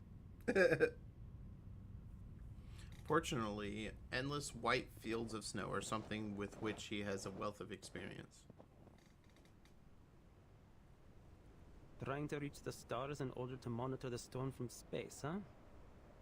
Sounds like a good gig, even if it does mean being stationed at the northernmost frozen tip of the world. Maybe it will go nowhere, but what would it be without a little pioneering spirit? In legends, a meteor may signal incoming disasters or foreshadow good fortune. Like the eternal soul, it all depends on what the viewer chooses to believe. Eternal? Leningrad находится как раз по другую сторону Leningrad этого is just on the other side of поля. the snowfield. Я позволю этому I'll let that meteor метеориту guide my way. указать мне путь. Let's see, Leningrad at this time I think was St. Petersburg. No, Leningrad was Moscow, I think. No, actually it was neither. The Foundation never gives me a break, which I guess makes me equal parts lucky and unlucky. Mr. Nimby. Yep. Hold on. Okay, Leningrad was St. Petersburg. I heard you were leaving for the north on a new mission. As the door Is that opens, true? a bundle of energetic fluff appears, orbiting at his teacher's feet as expected. I heard you were leaving for the north on a new mission. Is that true? Just for an errand. The Far East Branch is short on staff right now, so I'm going all on my own. Miss Winsong should be on a field trip there. Is there anything you'd like me to give her? Where is it? Is it north of Ryashki? Could I come visit there with Vila? Children speak more directly, but the mention of a familiar place brings a few seconds of silence. Well, so long as you finish all your classes and get good grades, I'm certain you'll be able to go anywhere with Miss Vila. as long as it is safe. But things could change. I can't promise anything. Except maybe a little souvenir when I get back. Now, August, do you have anything you want me to give Miss Winsong? Yes, and Vila does too. I've written lots and lots of things. Comrade Winsong can read them when no one is there to tell her a bedtime story. And this, from my tallest and most spirited sunflower guards. He fumbles through his coat pocket and pulls out his most prized possession. You must not water them too much, and they should be placed somewhere under the sun. Vila passes an I'd envelope. like this to be delivered to Miss Winsong. Vila passes an envelope over, placing it next to the seeds.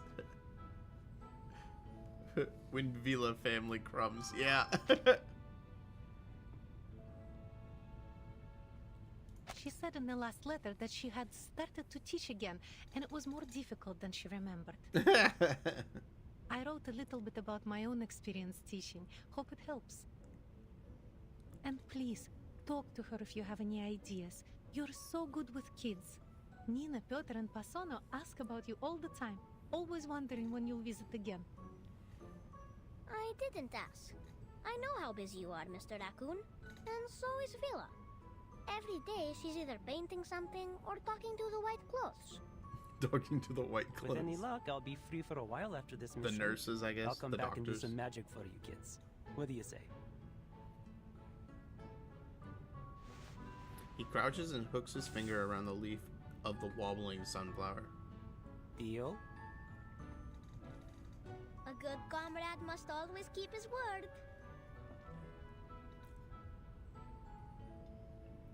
The fuzzy hat bobs up and down twice, an earnest and sincere nod. The conversation shifts back to the two adults. Sounds like you've been doing well recently. The Foundation's textbook is an easy read, but I really hadn't expected just how effortlessly you'd be able to make your lesson plans. Lesson plans are nothing compared to field missions. Just keep this in mind during your errand. Your safety is our first priority here. Of course. But the good news is I'm quite familiar with this era. Though in this era, the city hasn't yet reverted to its old name. Whoa. That was actually important. Though in this era, the city hasn't yet reverted to its old name, St. Petersburg.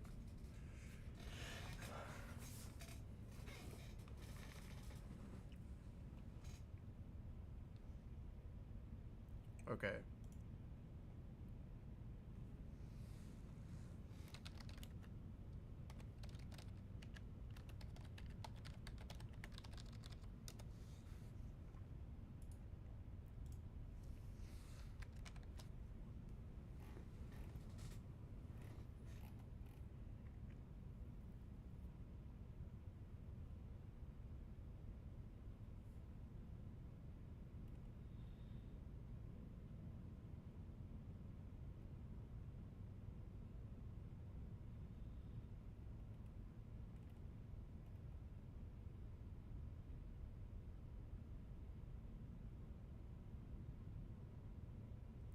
To 1990. Okay, now I'm lost.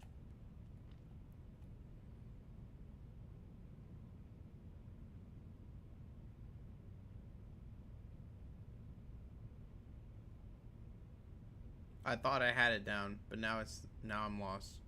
Of course, but the good news is I'm quite familiar with this era, though in this era the city hasn't yet reverted to its old name, St. Petersburg.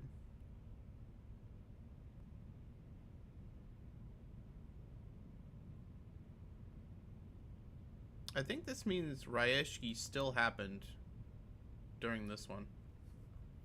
Right here. But they make it sound as though the storm already occurred.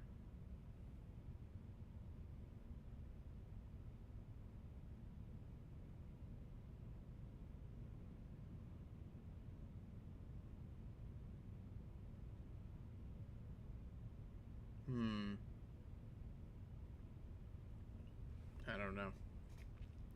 It went back to 1977, but we know that a storm doesn't last more than 2 years.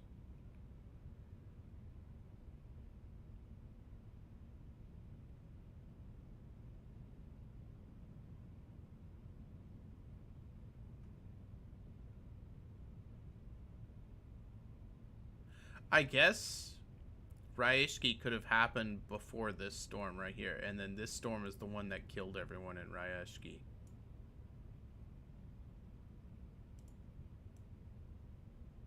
I don't know. I thought I had it down, and now I don't.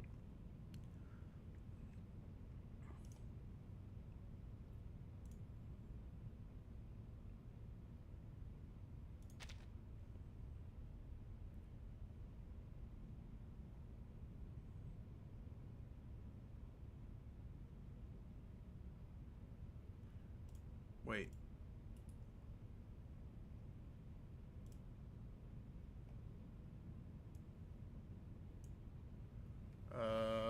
Leningrad.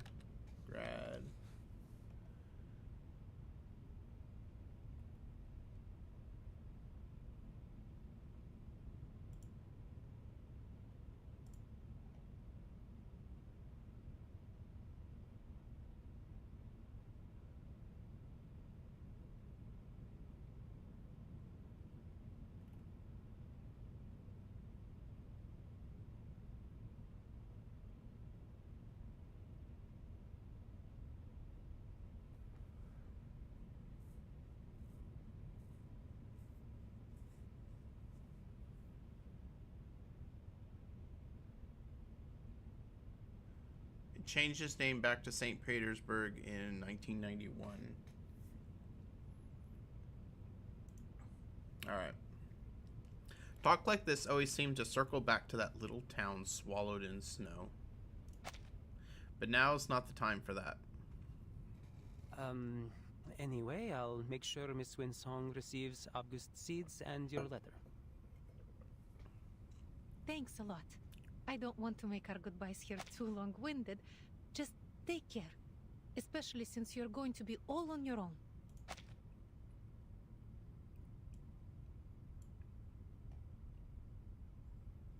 Little town swallowed in snow. Where is... Hang on. I can't remember the name of it.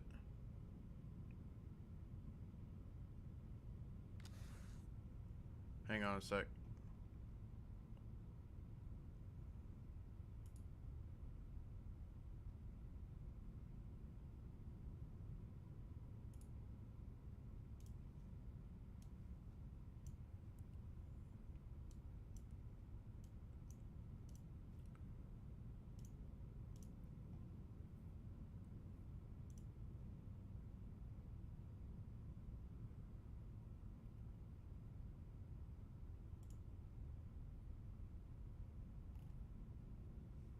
That's what it's called. Google Maps Pyramiden.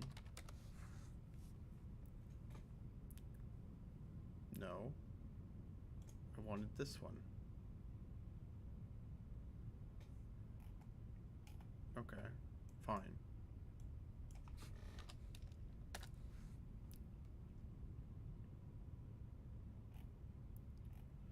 It's gonna be really hard to find Pyramiden.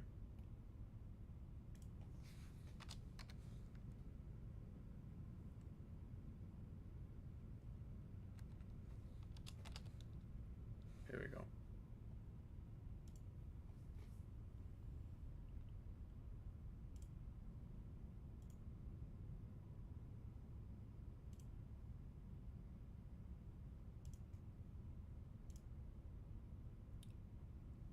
This right here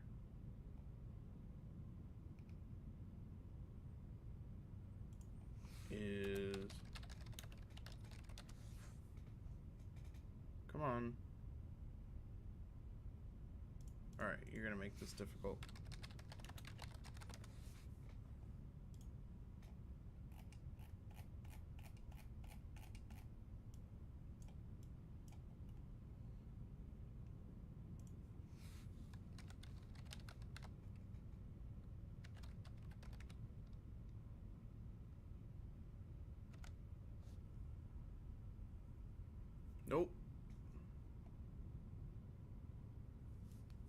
Doesn't want to show it to me. Here we go. This is what I was looking for. This is Rayashki. Right here. Plop.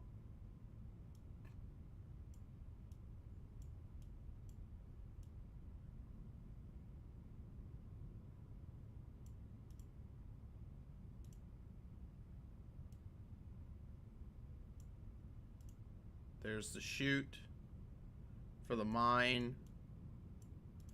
I think town center is like right here. Yeah. Yeah, this is what Rayashki's built off of.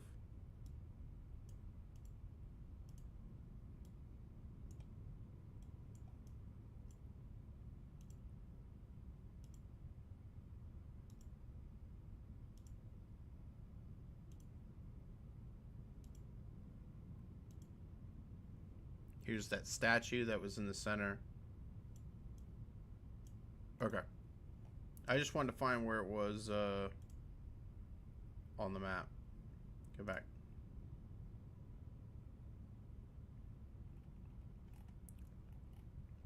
So Rayashki's right there.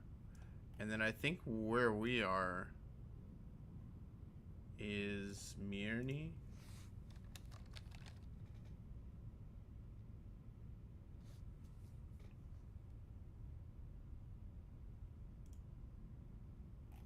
Where's this? What about the other one?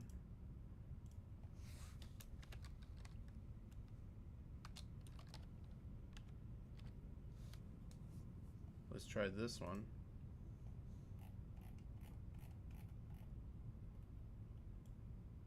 Okay, I'm betting that it's not the one way out here. I'm betting that it's this one.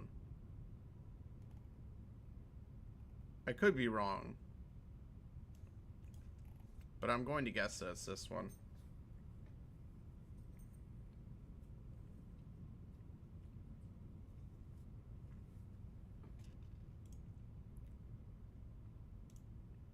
All right.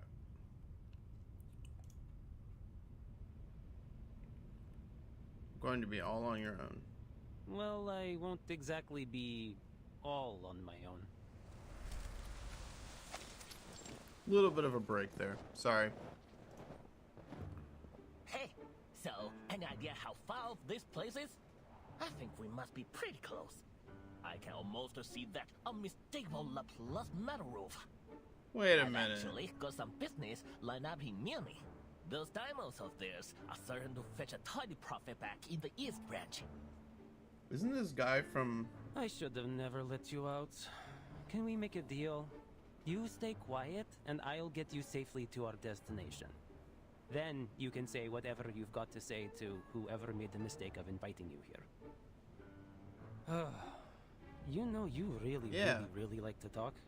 I'm beginning to understand why no one else would take this job. Whoever heard of a merchant who doesn't like to talk? Huh, admit it. You'd be burned to tears if I were not here.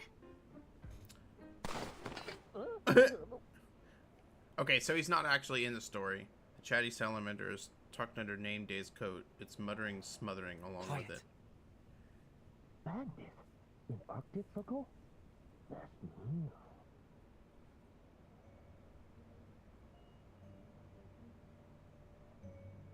Where is he? I saw someone coming this way.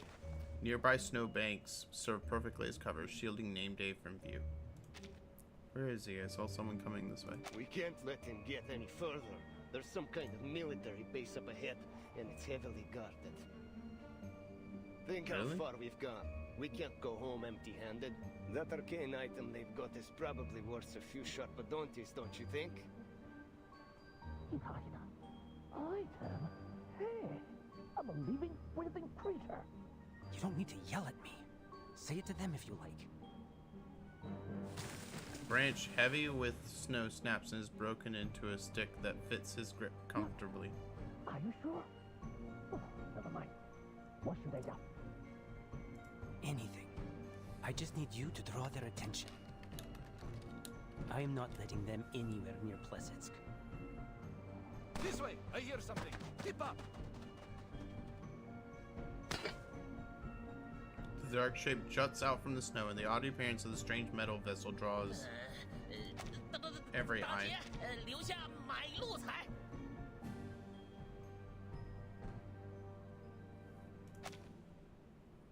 Name Day's blade lands right in time, stopping the hand reaching for the vessel. Sabia. Damn.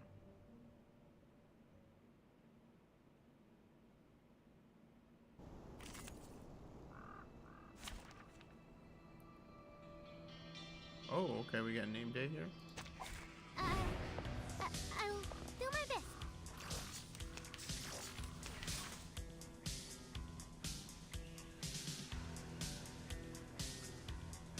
Careful now, gentlemen. You might be biting off more than you can chew. Nice try. That little trick won't earn you a single coin in the hat, let alone a scare. Enough stalling. Hand over the talking pot. Pot, are you blind? You're out of your depth here, gentlemen. Don't say I didn't warn you. Never mind. Don't worry. Or this one. Devour it all. A snowflake with sharp edges. Great. No mistakes. Careful with You'd the better pages. think twice. Never Whatever you say. Never Useful?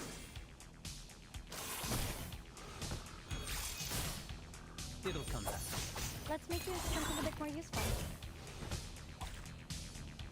Oh, wow. Now.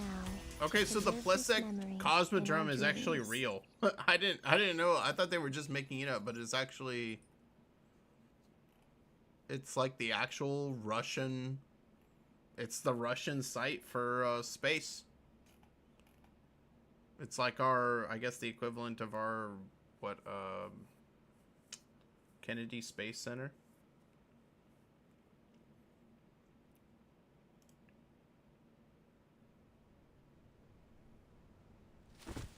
Name Day tosses aside his stick and scoops up a handful of snow. The robbers' footprints trail away into the distance. If they had one redeeming trait, it was knowing when to cut their losses. What we waiting for with that knife? This thing's annoying. Oh. Well, it's more of a collectible than a weapon.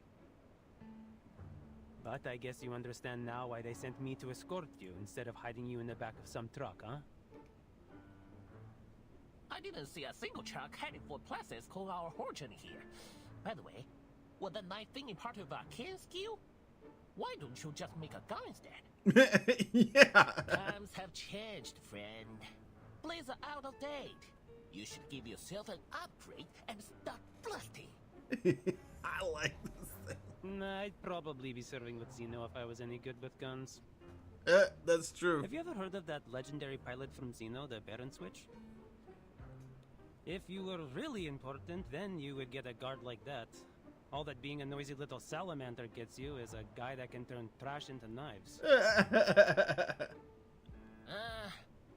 That's nearly the most useless kin skill I've ever heard of. This dude's so full of sass. Because it's still better than mine. So, I'm not in a position to criticize. What does your arcane skill do? Salamander's silhouette flickers, crumbling into a puff of ash, then, in the blink of an eye, reforms itself. Red envelopes. That's it. It's certainly something.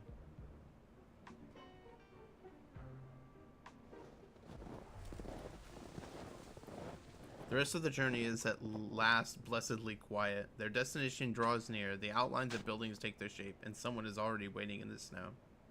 Miss Winsong. The so-called Cosmodrome isn't nearly as grand as imagined. Surrounded by the vast expanse of white, people and buildings alike feel small. Hello, gentlemen. Welcome to Plisetsk.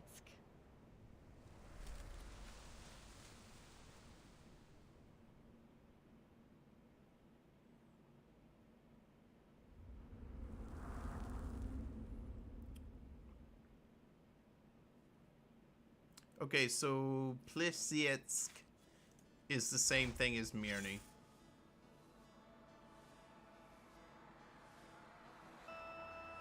Okay, no, they're really close to each other. They're like it says it's 9 miles from each other. So once breaks out of the Foundation, don't.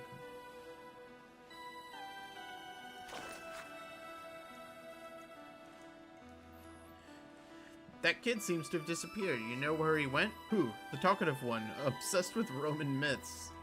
Are you describing yourself? Name Day. I'm talking about Name Day. You were closer to him than I was. Why ask me? The only thing I ever talked about him was those myths. Huh? Our conversations are usually limited to German folklore. He seems to always keep people at a distance. Nonsense. He hated German mythology. Stop projecting. As far as we talked, it seemed he loved German culture. We talked about it all the time. 2 Foundation staff glare at each other in the cafeteria, on the verge of fighting over a man they thought they knew, until a third person sits down between them. You're talking about Name Day? He took 2 months off. I think he's on vacation. That workaholic actually went on vacation? I thought his life was nothing but work and collecting trinkets. Where'd he go? No idea. We only worked together on one mission, but he was a decent guy. Did he ever chat with you about anything else? We talked about folk legends. Roman? German? Gothic.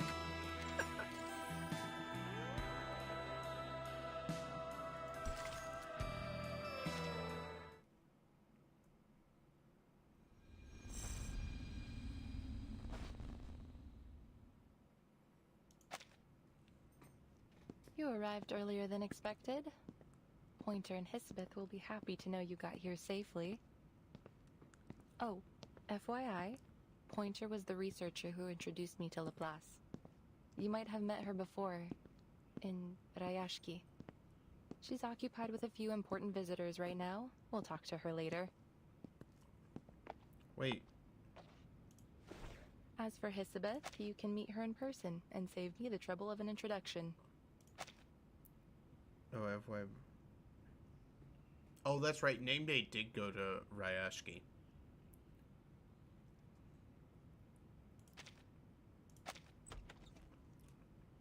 She pushes open the door. Meanwhile, on the other side of the building, Pointer enters through another door. Our appointment was set for an hour from now. You're a bit early, sir. What a stick in the mud. Pointer steps aside, motioning for the people hurrying behind her to go in first. She studies the quiet girl, not finding anything particularly unusual. There wasn't much work to do today. And Alia always has everything prepared ahead of anything important. It's nothing to worry about. Please take a seat. Windsong and Hisabeth will join us later. If you have any questions, feel free to ask me. Thank you, ma'am. Please call me Kiparina. I have something to ask you. Kiparina is the first to speak, surprising Pointer. She adjusts her expression, adding a hint of warmth to her smile. That's fine with me, Miss Kiparina. My name is Pointer. So, what would you like to know? If I take the offer and complete all the required training, what will I get in return? Do you pay in rubli or something equivalent?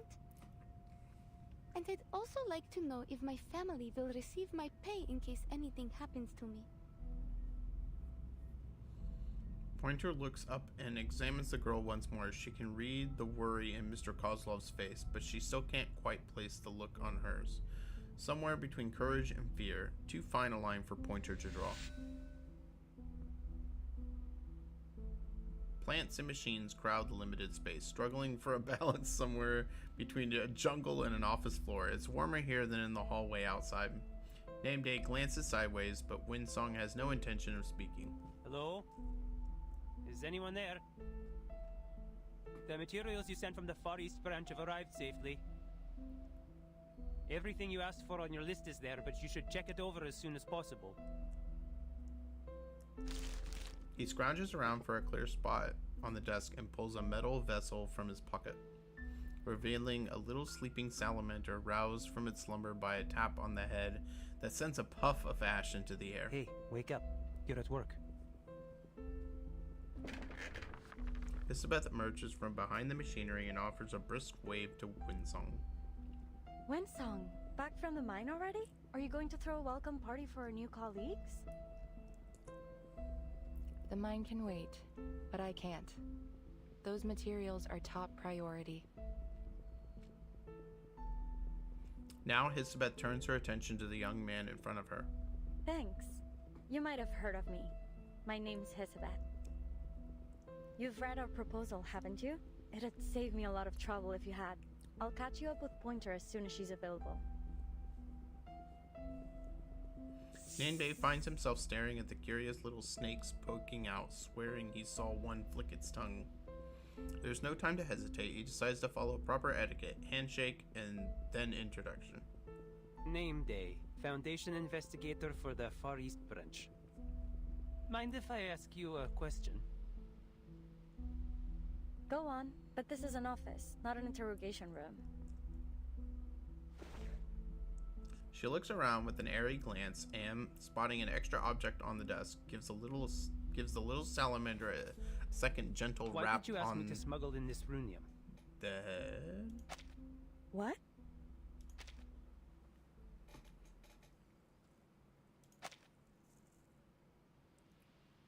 Second gentle rap on the head. Why did you ask me to smuggle in this runium? Don't get me wrong, I didn't report it. It's just... it's odd. You didn't ask for much, just a few pieces. It is a rare resource, I grant you, but I think you could have gotten this amount with no trouble by submitting an application. All you'd need to do is wait for a few weeks. We don't have a few weeks. Was it really worth the risk? Yeah, because we don't have a few weeks to spare. Yep. Saving every bit of time we can is vital. It is as precious as this bag of sunflower seeds from a distant land. You don't find them often in these parts. Here. She lifts her hand and tosses Hisabeth a small cloth bag. I've already taken my share. Why not plant some of these in the office? It won't take too much effort. If you're lucky, you'll get to see them turn their heads towards the light bulbs. Hisabeth pulls out exactly what she was hoping for. Rare arcanum energy tossed carelessly into the air but caught with practiced ease. Actually, Mr. Nameday, you're the perfect man for this job. You knew what you were smuggling. You had the perfect excuse to come here, and you were kind enough to help. It was quite the effort to track you down, you know? So, Ooh. how did the trip go? Any trouble? You bet there was. Though, I'm still not sure what those bandits were after. The runium, or a noisy arcane item. There's a shortage of supplies everywhere nowadays. People take what they can, whether they need it or not. Even if they manage to take the cargo, it would probably just end up in another branch of the Foundation or La Paz. Anyway, you saved us a lot of time and resources. Okay. Just bear in mind, this runium is not something that you can replace, even with Sharpadontis. Thanks, we'll use it sparingly. Please send my gratitude to Miss Villa. Cool. And one more thing. What would you say if I asked you to stay? Don't worry, I won't play the Windsong card. It's only a personal request. I won't play the Windsong card. Save a lot of time with our procedural work if we had a Foundation investigator on the team. And it could be a great opportunity to earn a reputation. Imagine the prestige if the project ends up a success.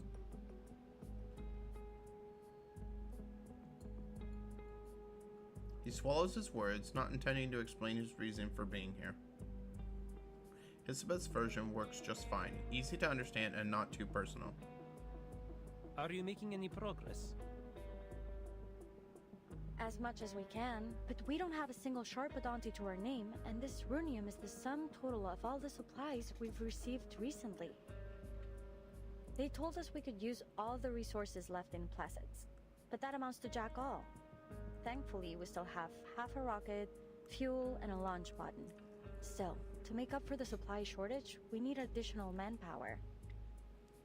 Oh, but there's some good news. We don't have to worry about finding our astronaut. We already have a perfect candidate. We are in dire need of an astronaut. There isn't enough time for anyone to finish the full training course. No one would be able to acclimate to a zero-gravity environment in such a short time, not to mention the high pressure and heat. But you may be the exception, Miss Kipperina. Your arcane skill may allow us to work a miracle. So, Okay. if you take the offer, we'll provide you with a salary and try to get you a permanent position here at Laplace. Hisabeth is already working on it. She has a contact in the Foundation who can help with the procedures. All right then. I have no more questions. Pointer notes that, despite their thorough explanation, the girl seems no less worried. But, just to be clear, I don't think my arcane skill is as useful as you believe. It only makes a little fireworks show. She's being modest. You know how children are when they receive a compliment, but I tell you, she is more than willing to take your offer. Okay, please give this is her an weird. opportunity. You'll see how reliable she is. Like, before, I felt like Mr. Kozlov was just looking out for her, but, like, when I hear him here, it almost sounds like he's eager to get her off his hands. By the way, another little arcanist girl joined our circus recently. Do you think she could stay with you too? What? Yeah, what's going on, man? That's not really how this works. He's trying to... Not everyone's arcane skill works in the same manner. He's trying to offload everyone. But she would keep Alia company. Please, madam. Alia is still just a child who plays with dolls. Mr. Kozlov, stop! I haven't played with dolls in ages. I'm already grown up.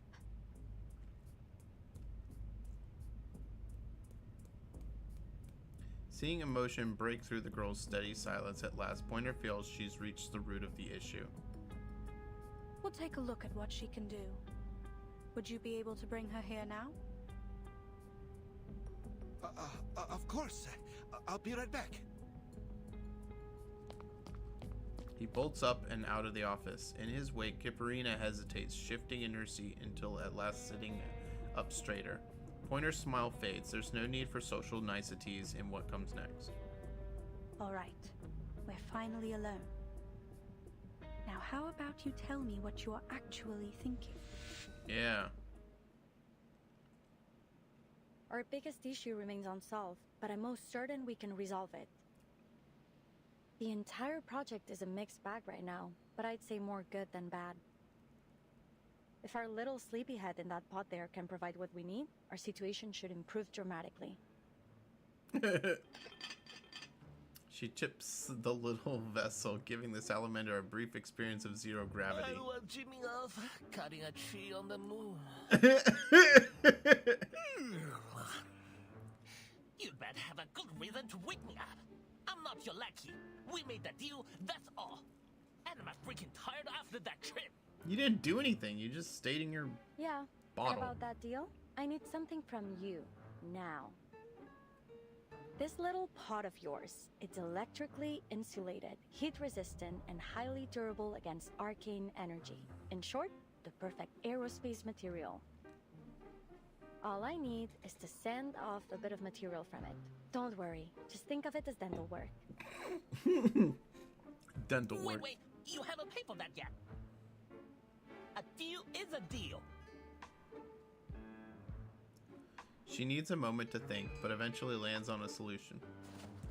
She hooks a tiny badge the size of a fingernail onto the salamander's tail. Here's your ID card. Just to be clear, this is only for an internship. You'll need to actually work to earn yourself a permanent one. And don't do anything stupid. I vouched for you, and now both our necks are on the line.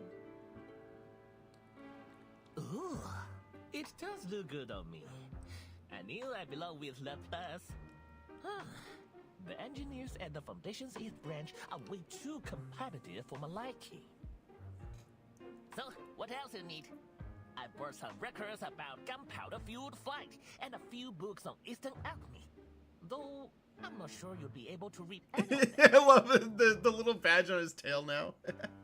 As the little salamander chatters on, she flips over its vessel and inspects it thoroughly before pointing out the square markings on the vessel's base. The others gather close, unable to resist their curiosity. What does this mean? Oh, that? You know, I got this part from the Panjiayuan Antique Market. It's not a genuine antique, but the craftsmanship is quite excellent. He's upside down. Characters here mean microwave safe. Funny enough, microwave ovens were not that popular when I got it. Speaking of Panjiayuan, you can't find a flea market as big or as fun anywhere else. If you're ever looking for antiques and collectibles, it should be your first stop. If you want to go take a look, I might just be nice for once and take you. The little salamander notices their eager eyes. At last, a chance to show off its salesman charm, a moment it's determined to seize. No thanks. Just making sure it doesn't mean danger explosive. I already learned that lesson from another escapade with an arcane invention. She returns the dagger she'd borrowed, who knows when, and slips the vial of metal power into the desk drawer. Alright, I've collected enough. You were so busy talking you didn't feel a thing, did you? Now back to our visitor in the checkered pattern uniform. Have you made a decision? After a brief pause, the question named Day asks switches the conversation to an entirely different track. What are you going to do with the little astronaut when the project's over? I'll submit her application to Laplace once she agrees to join us. It'd be great if you could help with her employment procedures. I mean, when are you going to tell her the real consequences of the storm? Same as always, as soon as she gets a permanent position with Laplace. Nameday glances at Winsong, thinking she might chime in, offer an explanation at least, but she only nods. That's just how it is. That little astronaut, whom they've never even met, will have to learn it too. That pale dome and those cold steel buildings can't protect everyone. Soon the rain will wash away all that's familiar to them, again and again. All right. Then I'll stay. You mean you really want to stay with the circus? Kiparina doesn't have a straight answer. I meant that I'm willing to do whatever you need. But I don't think I want to do this permanently. Aww. Since you say that you need my arcane skill for this project, I'm happy to help. Though I don't really know if I can. I think you know why Mr. Kozlov brought you all this way. When was the last time you had a proper meal? Oh, okay. Well, we usually have stews. And sometimes Mr. Kozlov will find us some canned food if we're lucky. Her rebuttal is soft and utterly unconvincing, okay. And you still want to spend the rest of your life in that circus? So he really does just want them to be well fed and taken care of. He doesn't want them to be like himself.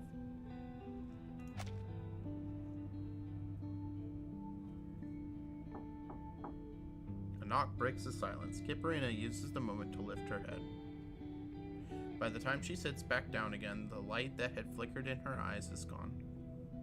This is her, the girl I talked about. She doesn't speak much, but I feel that she has a good character.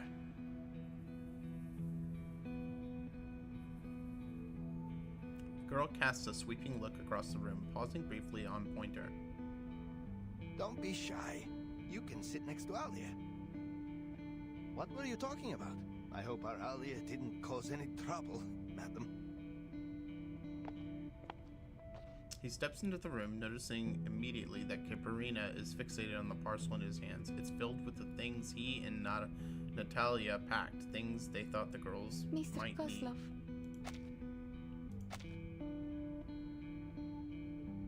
Some of the things he and Natalia packed, things they thought the girls might need. You know, I get the feeling that Voyager is a, oh, what do they call it? That thing that Lucy is. An Awakened. I don't know what she awakened from, though.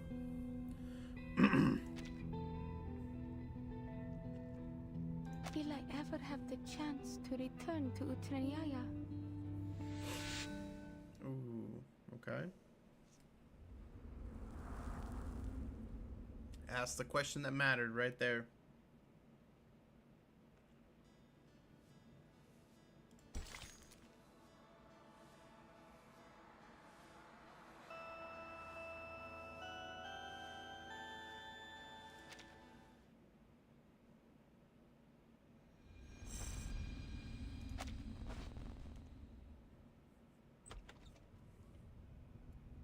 Will I ever have the chance to return to Utreniaya? Isabeth pushes the door open just in time to catch this scene. She lingers nearby, curious, watching the girl receive her answer. We can talk about that in the future. Of course, we will keep in touch. You and Voyager can pay us a visit whenever you like. The girl's called Voyager, madam. She's clever, quiet, doesn't eat much. You will take her in too, won't you? Pointer doesn't object. She runs a brief analysis and concludes that the company of a peer could help ease the pressures of Kipperina's training. After listening carefully, Mr. Kozlov pats Kipperina's shoulder. I always hoped you would settle down and live a comfortable life. Promise me you'll do your best, Alia. Yes, Mr. Kozlov. Oh, you finally reached an agreement. Cool. Looks like I won't have to do any more explaining. If you're saying goodbye soon, maybe you ought to consider bringing her a parting gift. She looks like she could use one. Yeah, something to remind her of home. Nameday picks up the thread without missing a beat. Winsong steps forward just in time, joining Kipperina's side, and Elizabeth trails off. Or maybe you can offer a few words of encouragement? What do you say? Mr. Kozlov spies Kipperina rubbing the device in her hands with her pinky, the one Winsong had lent her earlier. He knows her well enough to understand the meaning, nervous. He has no idea about the device's exact value, but he's certain it's not something you'd easily find in a circus. Right, a gift. I'll need some time to prepare it. Let's make a deal, shall we? You'll get your gift next time you pay a visit to the Utreniaya. That way, you'll keep us in mind and come home again one day. I was worried you might not want to travel such a long way for us. No, she loves you guys. Mr. Kozlov, I'll find my way back to Utreniaya even if you've moved to the other end of the world. She struggles to lift the parcel Mr. Kozlov gave her. Nameday quickly steps into his sister and placing it on the table. Time flies. The thought pops into Mr. Kozlov's head, but what he says out loud has nothing to do with it. That's my girl. Remember what I said? Do the best that you can and have no regrets. Natalia and I don't have to worry about you, do we? No. I'll give my best performance here, like I always did with Utreniaya. Almost like she's trying to convince herself, she nods twice in a row and makes a solemn promise in her most serious tone. A question rises up in her just below the surface. How can she be sure? She chooses not to ask.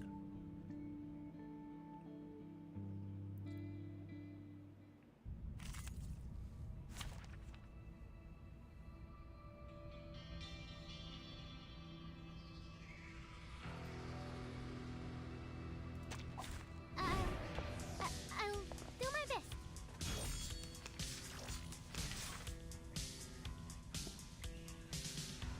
You seriously think some no-name circus performer can pull off something this important?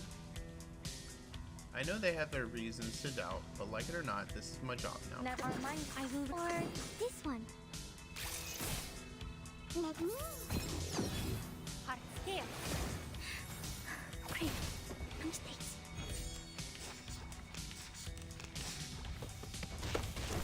You'd better think twice. Never our minds are as one.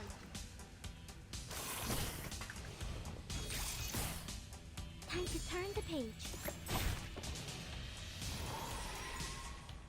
I should stop dwelling on what they said. The only thing that matters now is living up to the trust and expectations others have placed on me. Now, to preserve this memory.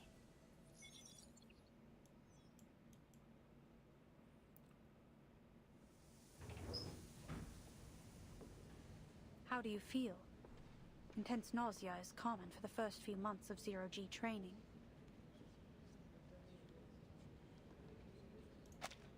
I think I'm fine. Man, one hell of a spacesuit, girl. Very kind to ask, ma'am. You got freaking... you got some sick threads. Her first training session was rough and more than a little messy, causing her to throw up. Pointer helped her to the infirmary. Once she could breathe again, she stammered out a request, just like the one she made today. I'm ready for more. You're at this again? Elizabeth already checked your vitals in arcane skill test reports. Her conclusion was clear. You need to rest and recover before we begin again.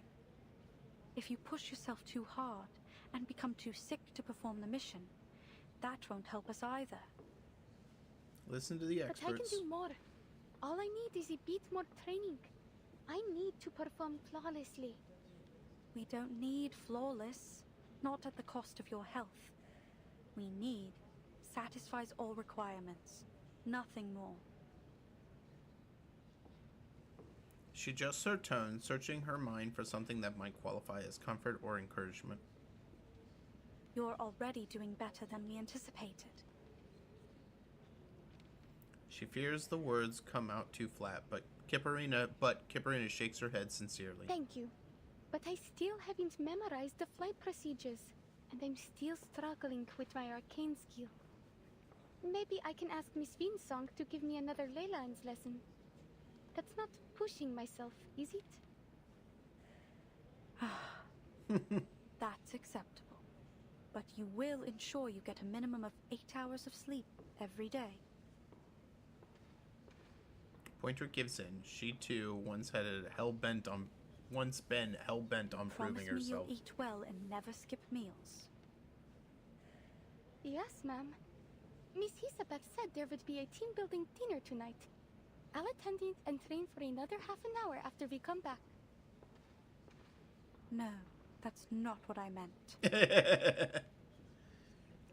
There are few tasks more difficult than instructing a child who is too mature for her own good. Anyway, go change. We'll go together.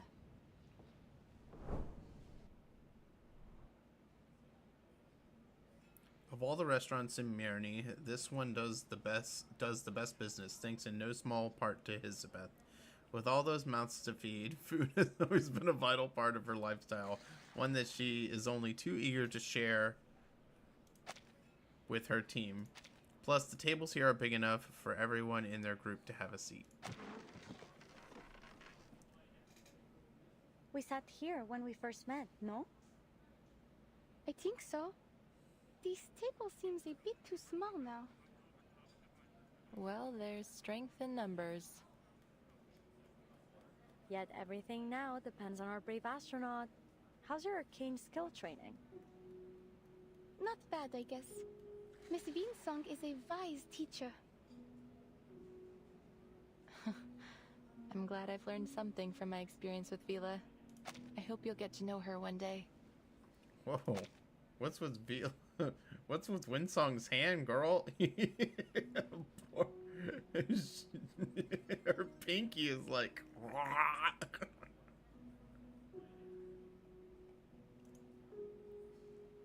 You'll have plenty of time to make friends once you return from your mission.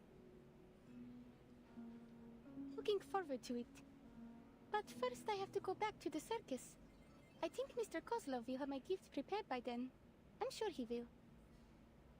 Though he didn't come to see me in Voyager this week. He has a whole circus to run, and you're busy with training. It's hard to find a good time when you are both free. Perhaps he didn't want to make you homesick, but I'm sure he misses you a lot. Mirny isn't far from here. You should go back and visit sometime. No one will blame you if you take a break for a few hours. I am able to drive you to town, if you need. Just submit your schedule 2 days in advance.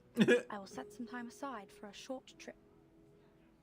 Thank you, but I think it will have to wait until the project's over.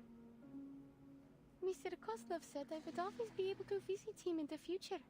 Besides, he needs time to prepare the gift. Not everyone is interested in the still distant future. Kipperina's friend, at least, is more focused on what's right in front of her. She taps the edges of the small vessel, smiling at the crisp metallic sound it makes. Don't do that. The echo from that sound makes me dizzy. Huh? She pulls her hand back and watches until confirming the little creature is friendly. Then she reaches out again, trying to figure out how to get along with it. Voyager? Don't get distracted. They've almost finished the food. Nameday swaps the food around the table, pushing 2 still full plates to the middle. Cold scales press against Kipperina's wrist. Feel like a drink? Here, we've got some hot milk or warm apple cider. Pick one. Dragging the cup behind it, the snake leaves splotches of spilled drink all over the table. Milk will be fine. Thank you.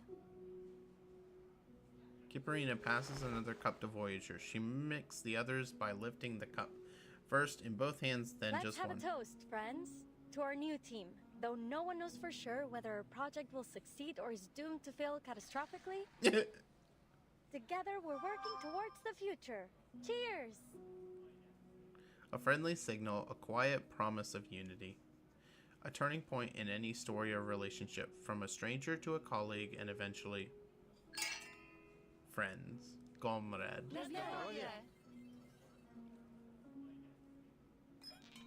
Having said that, the odds are in our favor. Even though Laplace is no longer in its prime, it still has the best technology and the finest scientists. The finest scientists? You mean us? I couldn't agree more. I've always believed that perseverance is the most basic fundamental quality that any researcher should possess. Perseverance. There's only one thing that I think we should persevere with. Our efforts to return to the future. Didn't know you Laplace researchers missed the good old days so much. Laugh if you want, but you can't deny that our era was better than this one. Wait, have they explained it to her? Kipperina keens her ears in, trying to catch each word. The room is warm. The conversation at their table is easy and relaxed. The question she's been keeping down finally bubbles out of her mouth. What was the future like? I've read through the manual for temporary employees. The data we're going to collect may help people get back the things that they lost, right? From the futures that you've been to. What's Leningrad like in 1999? Were there any circus shows in your era? Does that mean everything was better than it is now? I have trouble imagining it. Were there sweets for everyone and stores that never ran out of food? Things were much better then. Well, except for the study of ley lines. It was still struggling as a scientific pursuit, especially when it came to attracting new students. Though even now, its only student seems to lack much interest in it. That's not true. Sorry. I'm just having difficulty focusing on it with all the other demands on my time. It's okay. Miss Winsong was only making a joke. At the expense of her very overworked student. Oh! It's true. Things were nicer in the future. I do miss the sweets, and that the shops were never empty. Every witness seems to offer her some Every witness seems to offer her the same promise. It's worth it. Life should move forward, not stay stuck in the past. Amazing. I'm sure we'll make it back one day. This time she raises her cup first. To the brightest future.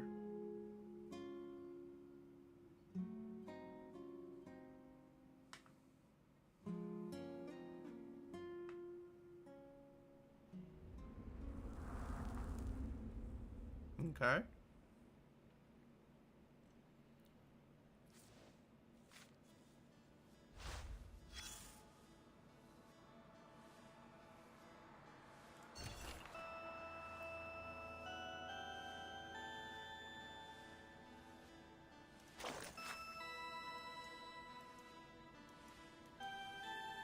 The spread of enigmification.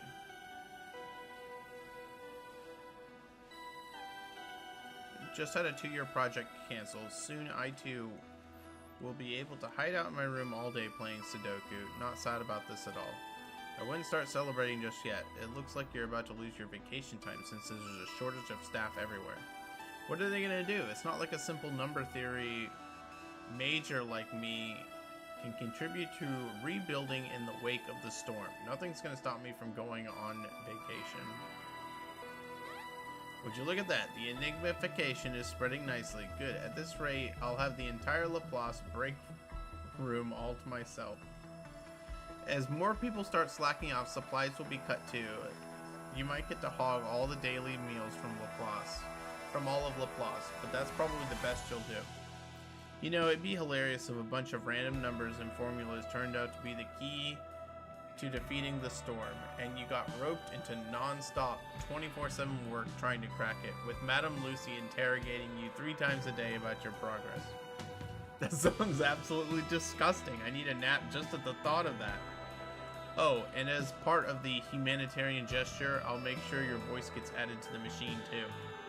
Well, isn't that something? There are still poor souls who didn't get a vacation even at a time like this, with all these non-essential projects getting cut. There's plenty, like John from the medical team, John from the mechanical engineering group, and John from the materials science. Basically, every non-theoretical department is pulling all-nighters to rebuild Laplace under Madame Lucy's brand of ruthless pragmatism. It really makes you wonder if the storm was part of a conspiracy by the Johns to steal funding from the rest of the teams and justify their overtime pay. Coincidence? I think not. Okay.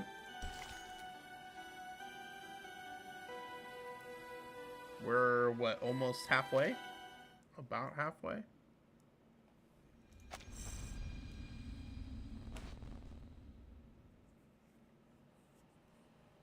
(1987) plus 6 Cosmodrome 3 months before the storm. 3, 2, 1, cut. And just so we're clear, everything went well as usual. The video in this disc, to put it simply, is too much for anyone to handle. Guess what it's used for? Go on, give me the most ridiculous answer you can think of. A little tip. Think like a modern person. The development of technology allows us to save a lot of things as digital data nowadays. Yes, it's a last record. A video is much more convenient than sitting down with a pen.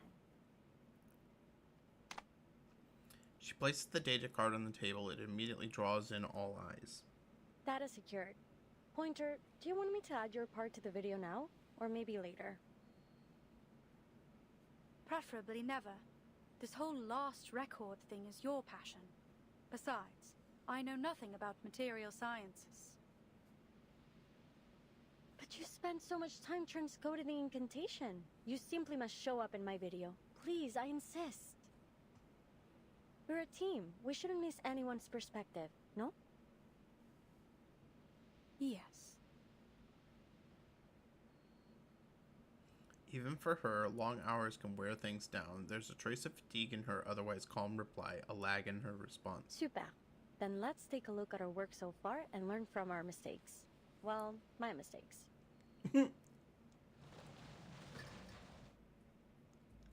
Pointer and I had been working on the teleport disc at the Placid's Cosmodrome. More specifically, our interim mission was to determine how to transport supplies to space stations and spacecraft using teleport incantations. The ultimate goal being to achieve stable, safe, and long-distance teleportation to outer space viable for living organisms. The project had been going smoothly until we received some bad news. Due to a policy change at Laplace, most projects in Placets were being suspended.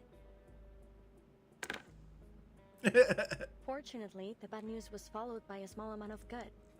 Madame Lucy said if we could send a monitor to space to collect data when the storm arrived, we'd be allowed to continue with our project. It was a vital opportunity to make our contribution to deciphering the storm. There were only 3 major issues to solve: manpower, energy supply, and determination. As you can see, the first 2 issues have been solved by our new members. Thank you all for your help. Especially our brave little astronaut. The plan is now simple. She'll fly into space, reach the required altitude, launch the monitor, and zero in on the correct coordinates. And then she'll contact ground control to come home. Her arcane skill will protect her from any possible danger caused by pressure or heat in the vacuum of space. Then finally, she will activate the teleport disc, and we will activate our receiver on the ground. Ta-da! Everyone will arrive in Laplace's Arctic branch safe and sound to acclaim and accolades from all around the scientific world. Well, that's a simple framework of the plan, but we still have tons of minor problems to tackle first. Our top priority is improving the long-distance positioning accuracy of the teleport disc. We've already begun testing our latest prototypes, though the last test didn't end well. We're still searching for the cause of that particular catastrophic error, but we won't let it stop us. This was no more than an inevitable roadblock, a small accident on the way to technological progress.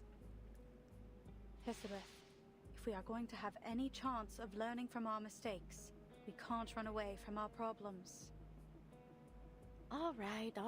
That last test was a week ago.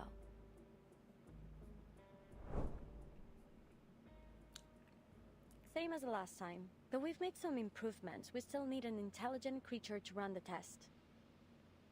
And I guess it'll be me again. Are you sure? Considering the danger and your value to the project, I think you ought to let me. How can I ask anyone to try my invention if I wouldn't use it myself? Now, what are you waiting for? Get to the safe zone. Oh, and remember to secure the blast door. Miss Kipperina asked about the test yesterday as she was feeding the fish.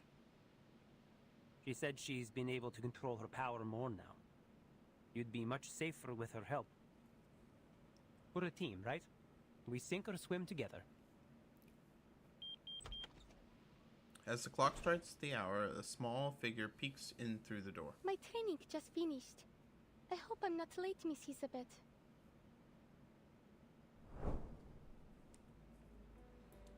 Well, we did have a pretty bad accident, but thanks to Kipperina's arcane skill, no one was too badly hurt. Windsong is one cool teacher, and that girl's a phenomenal student. The margin of error remained high, a significant problem for sure. But we'd learned our lesson after spending all that time recovering in the ward. That is, that we should prepare for the worst, so that those who survive will know what to do with, our legacy. Our last record matters, my friend.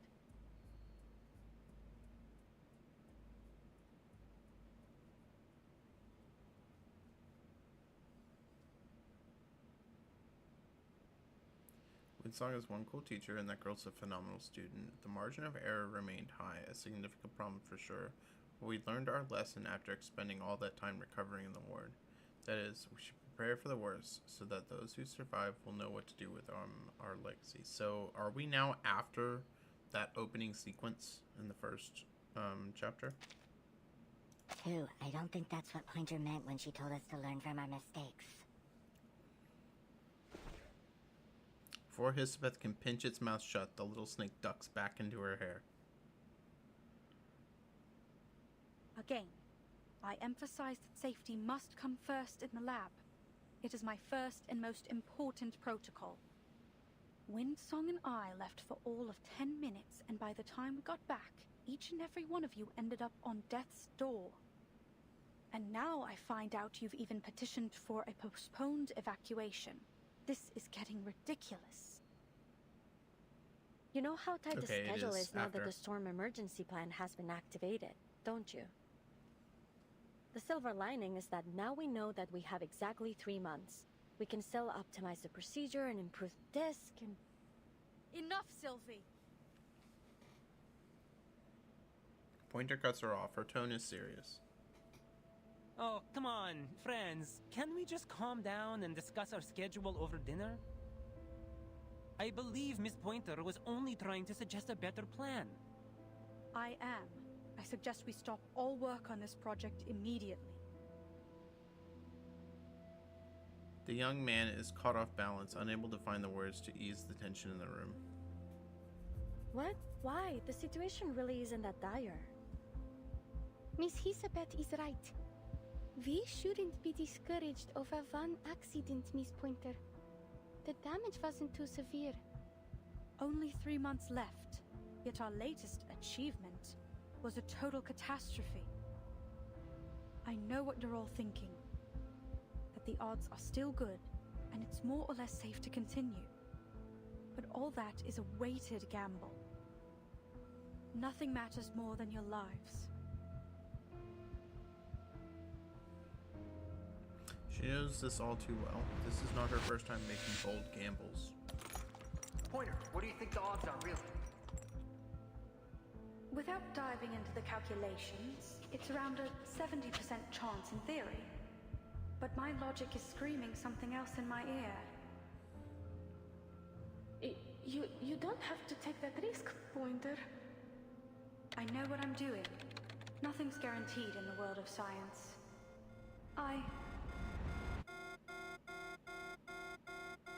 She closed her eyes, interrupting the playthrough of her memories. The risk is too high. I can't allow it. But it's like we always say, there's nothing guaranteed in the world of science. You never know before you take that fateful step. Such a firm, matter-of-fact statement. It sounds exactly like something the old Pointer might have said. My analysis points to a dangerous level of uncertainty in this project. The price of failure, even optimistically, could be much worse than a few days in recovery. There could be more permanent injuries. You could even...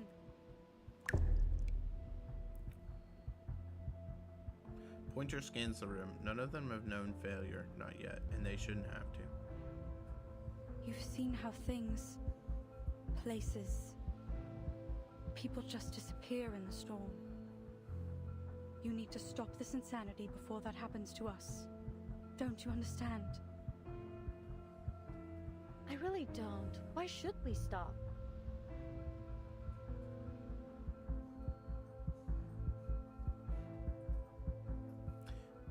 No, you're right.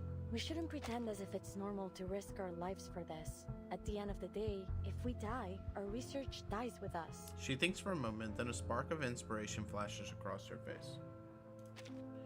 No, you're right. We shouldn't pretend as it's normal to risk our lives for this. At the end of the day, if we die, our research dies with us. But if something were to happen to the team, you would be the one to survive. That's why I want you to keep our records, to take down everything in case the worst happens. Here. Pointer looks down at the data card. Machines are only capable of faithfully recording and replaying data. They can't interpret the meaning. They certainly cannot understand the reckless choices of human beings. Those who come after might skim through the logs and learn how the team met, chose, collaborated, and parted ways. But what about everything outside the frame? The temperature of the lab, the taste of the restaurant's signature dish, the hesitation she feels right now. No device can preserve those details, only memory can. Some need to move forward, others need to stay behind. She doesn't look up and never reaches for the disc. She's made up her mind. I won't take it. And I won't submit this petition for you. I can't stand by and let you kill yourselves. I'm done. I quit. Oh. Quitter.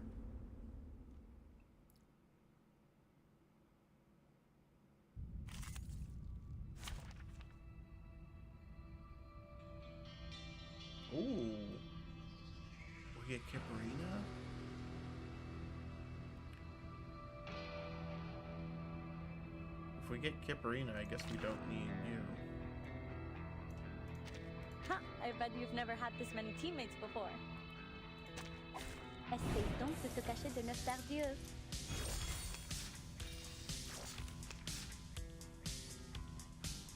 Miss Kipperina, your coordinate training is about to commence. Perform the designated actions according to guidance. To the guidance, your performance will be evaluated accordingly. Close your eyes and try to use your arcane skill to hit this robot here. Don't worry, they were built for exactly this purpose. Más allá del concepto mundano del tiempo, en la acumulación de laberintos, suéltalo todo una vez más.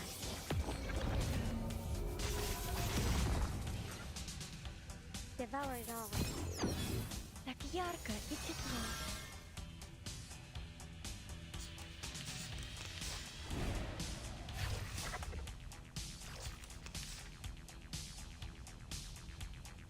Proceed as before, but now focus your attention on this distinct unit. Our minds have been so connected to form, space, and order. Do I have to do this? Behold the phenomenal world! Next time, I should be able to do it a bit better. That's right, you did well. I'll make sure Miss Winsong hears of the good news. Yet another proof nearing perfection.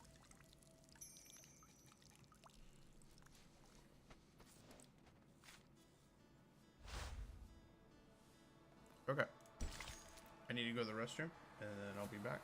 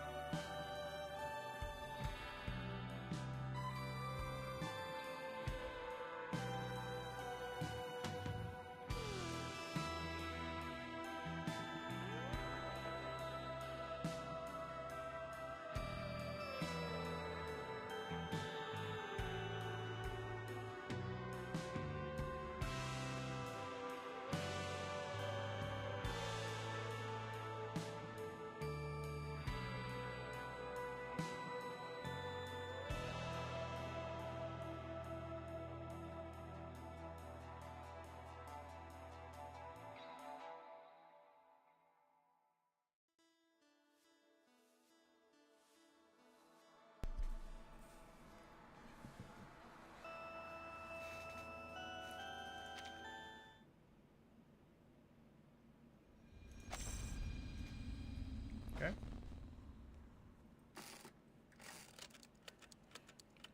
2 months before the storm. The name is Pointer, researcher in the LSCC Plesetsk branch. The reason I joined, the same reason I quit. Nothing matters more than people's lives. All the research I've done has been for one purpose, to make people's lives better.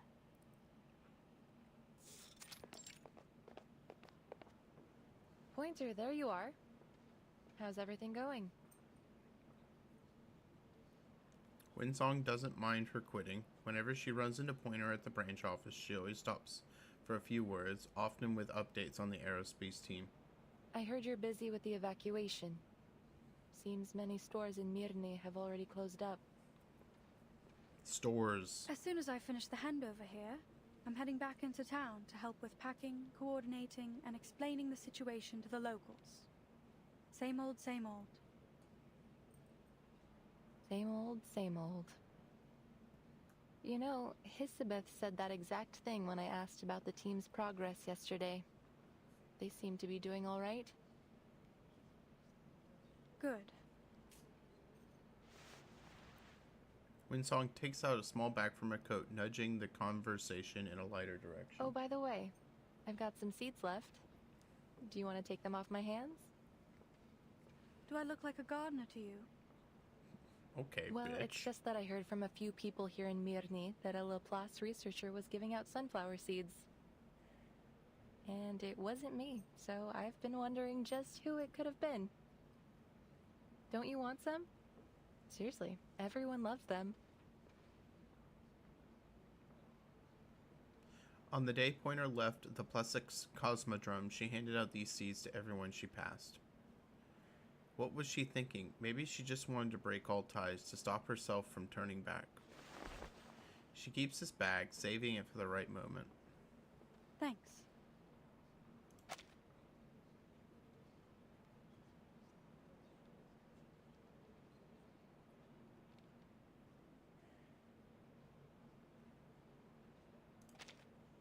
So, who ended up signing the application? Hisabeth will, when she goes to collect the monitor and report our research to Ludwig. She says it's more likely to get approval that way. They don't know when to stop, do they? They don't know the meaning. Stop. If the fish get startled, then they won't eat anything. I see, Miss Hisabeth. She sprinkles the fish food carefully over the water's surface, hoping these fragile little creatures might cling to some instinct to survive. I finished the full inventory check. There's more runium left than we thought. Now, where should I put these useless old files? I was thinking we could use them for draft paper. Maybe you can turn them into a knife or something. A knife would be more useful at this point. You know, to cut fruit or whatever. Actually, that card there on the table would work better for that. Why's that? It's all about the material. Metal makes a better edge than paper. Never quite understood why you made them like that. Oh, I was testing out a new alloy. I used it to make Winsongs and Pointers cards. It gets harder and sharper when heated. Give it a rub with your hands and you can use it as a letter opener. Their words trail off. They've been trying not to bring up Pointer's departure, to pretend like everything is still just as it was.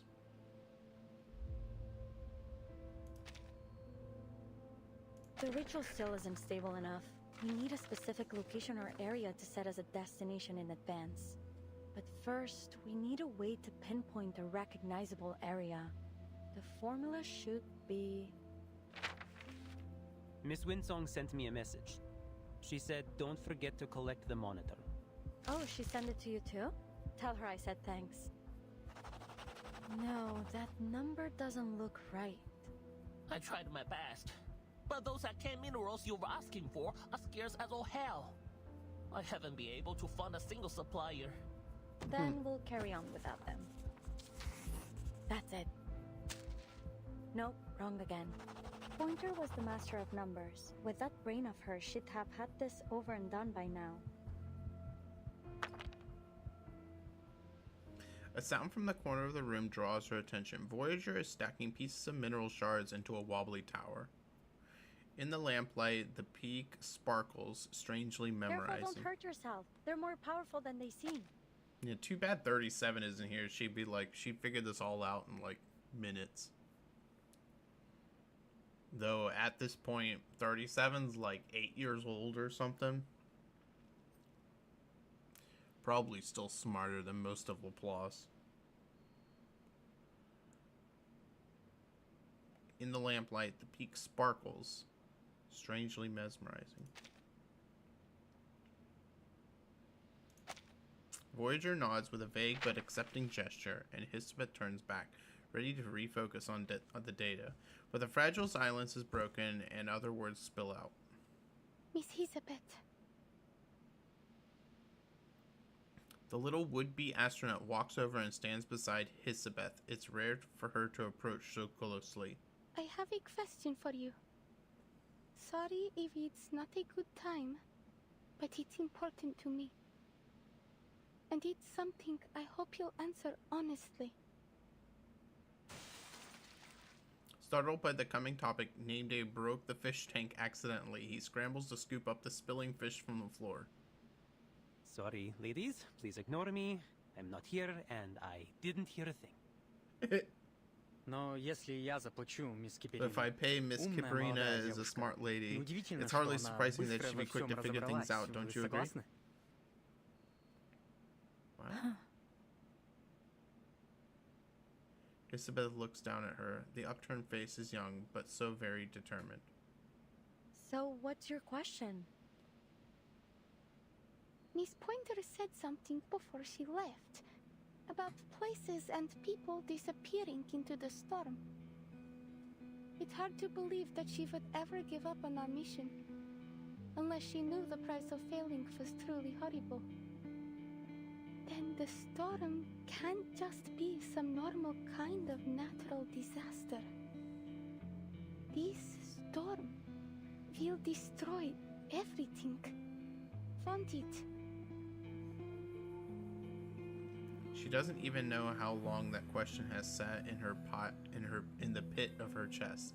In her glass marble eyes, Hisabeth sees a brightness welling up. She doesn't know how to respond, but silence can be an answer too, and the girl understands.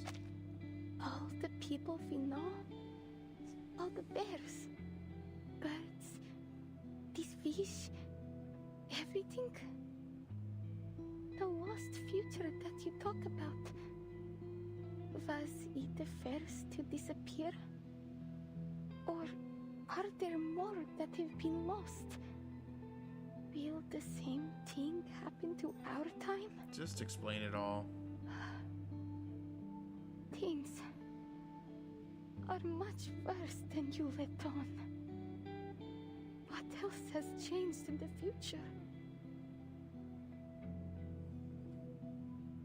The light in her eyes never fades, not completely. Kiparina has long understood that tears won't change anything. Many things changed.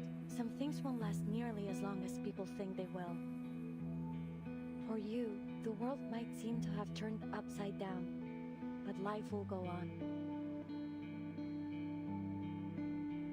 Pointer is gone. Windsong has her own geological surveys. Now everyone that's left seems to be looking to Hisabeth for answers.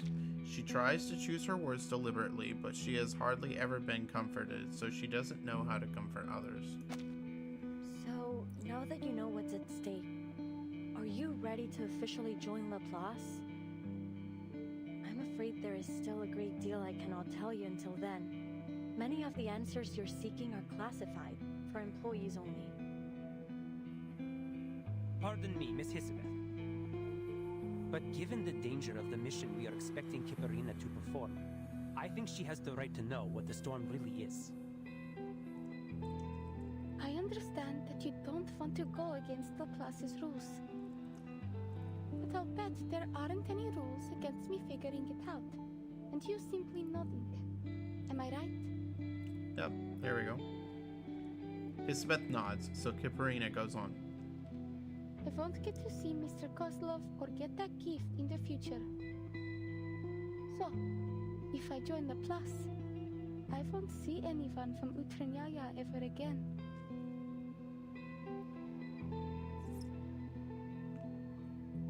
She hesitates, but at last nods again.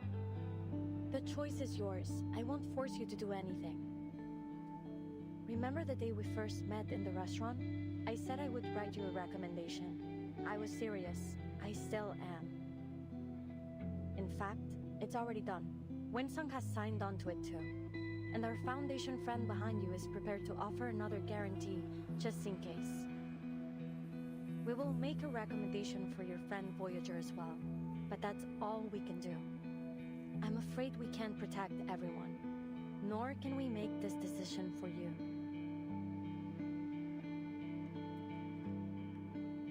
Do you want to keep going? The question isn't just for Kipperina. If they recover the data, if that data is any good, maybe someday no one will have to worry about the storm ever again. But what if they put their lives in jeopardy and gain nothing from it? If you don't, you'll be allowed to return and accept what's to come. But if you join us, there is a chance to change things. That is her answer, the only answer she needs to keep going.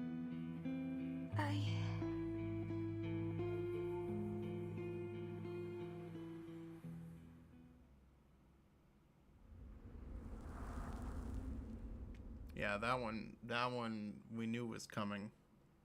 I don't know how they kept it from her for that long.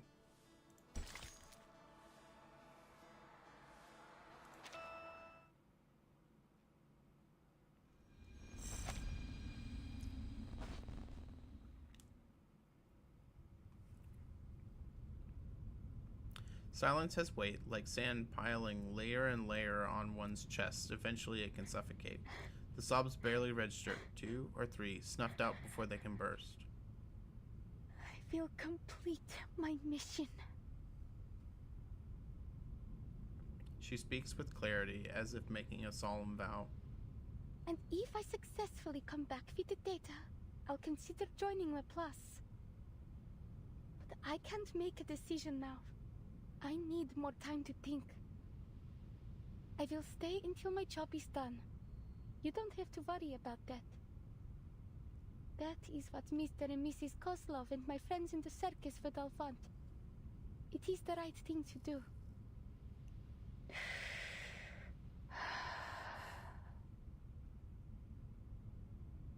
If you'll excuse me, I should return to my training. I'll see you later. She's already on the move before the last word is spoken, leaving behind another layer of suffocating silence.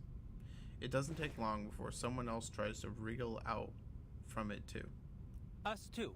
Need to double check the warehouse inventory. Might find something useful. Wait, haven't we done that already? Those... Alright, we'll let you know if we find anything. They leave the room one after another. In the corner, Voyager seems entirely unsure of what to do. Join them if you want. I have some unfinished business.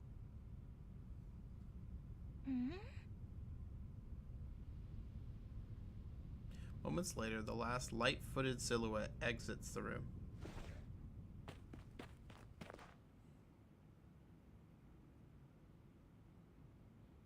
The familiar gold glint rests at the far end of the hallway, her head lowered against the wall. Voyager tries to approach, but hesitates, stopping mid-step. She looks around to make sure the hallway is empty, then lifts her violin onto her shoulder. Alia.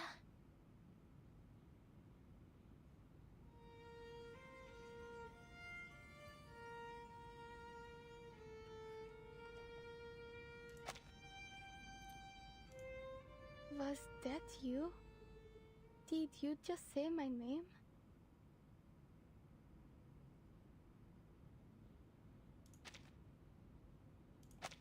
The music strings in her voice twist together like a trembling thread, calling her friend to turn around. You weren't up to... As she sees those flickering sparks, her voice falters. Then, in a heartbeat, Voyager resumes her usual appearance. Stars. Good. Alia. Happy.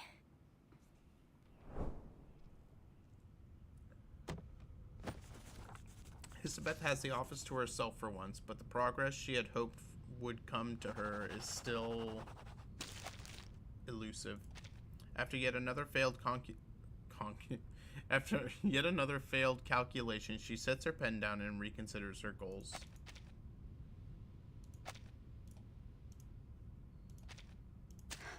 These calculations need to be finished today.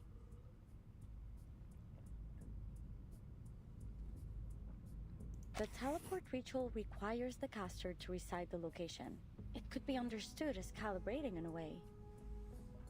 Let's continue with that thought. The destination must be preset, and the ritual casts through incantation. But the further the distance, the harder it is to stay on target. If only there were an arcane reaction strong enough and unique enough to calibrate to. It's only then that she notices the strangeness of the moment, which is abruptly broken by the arcane energy monitor as it lets out an ear-splitting alarm. The blinding light flashes across the entire screen, then cuts out. A blinding light. The instrument's detection radius is small, barely beyond the nearby hallway.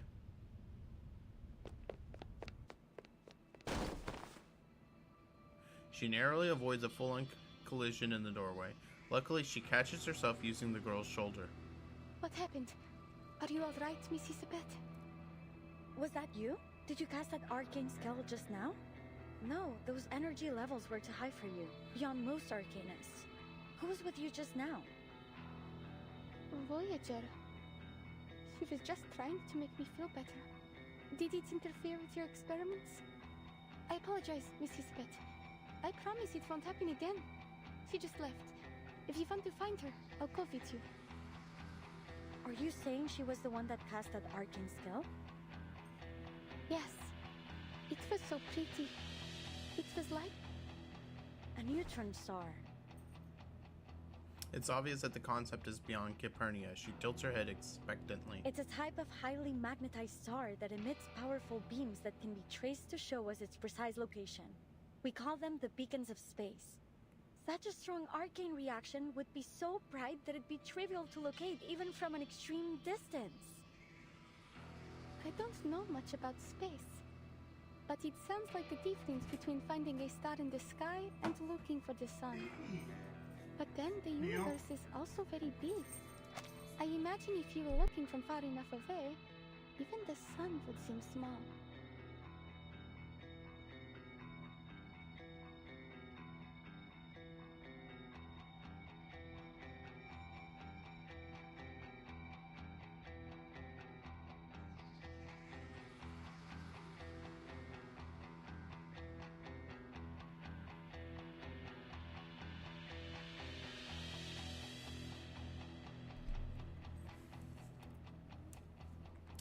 Alright, let's see.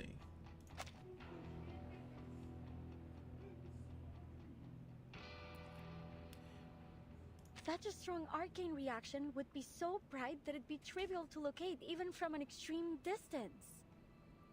I don't know much about space, but it sounds like the difference between finding a star in the sky and looking for the sun. Okay. But the universe is also very big. I imagine that if you're looking from far enough away, even the sun would seem small. Meld, I'm afraid you're right. When comparing all the stars in the observable universe, our sun is far from the largest or brightest. Only the closest. We can't assume proximity in our case. But then, there's still got to be a way, no? Capturing the fleeting aura, she propels a new train of thought forward. Before the storm arrives, the levels of arcane energy in all affected areas will be greatly amplified. But what about places that won't be affected? It's three strawberries top. Isabeth gotta lay down to eat. Yeah, it's true. She is kind of small. Before the storm arrives, the level of arcane energy in all affected areas will be greatly amplified. But what about places that won't be affected? Perhaps then the trick will not be to look for the light in darkness, but for the darkness in the light. Like finding a dim bulb in a string of Christmas lights. Okay. Isabeth places her hand on Calpurnia's shoulders and makes a promise. If that's the case, I can adjust the portion of runium in order to focus the disc precisely on Placets. If this works out, then I guarantee you will arrive home safe and sound. 2 months before the storm. I thought we were already at like 1 month before the storm. I guess maybe not. Understood. Take care. She ends the call and waves at the silhouette walking her away. What are you up to? I've been communicating with the garrison in Mirny. They've picked up some abnormal critter activity during their patrols. Another batch of residents is set to evacuate too. I'll head over to help them shortly.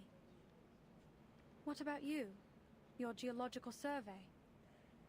Are you staying at the branch, or will you head back to HQ? Haven't found anything that's worth digging up yet, but I've decided to give it another try. Should be back here in time for the evacuation. Though I'm hoping to stick around for my little apprentice. She said she'll only give us her decision on joining Laplace once she's back from her mission. I can't wait to hear the good news. You still pretending not to care? Ha! My concern, whether it exists or not, will have no tangible effect on their results. I just hope they don't kill themselves for nothing. Hisabeth is planning a final teleportation test the day after tomorrow. I'll be observing from the meeting room. You know, the one we always use upstairs? Early in the afternoon. I'll likely be in Mirny by then.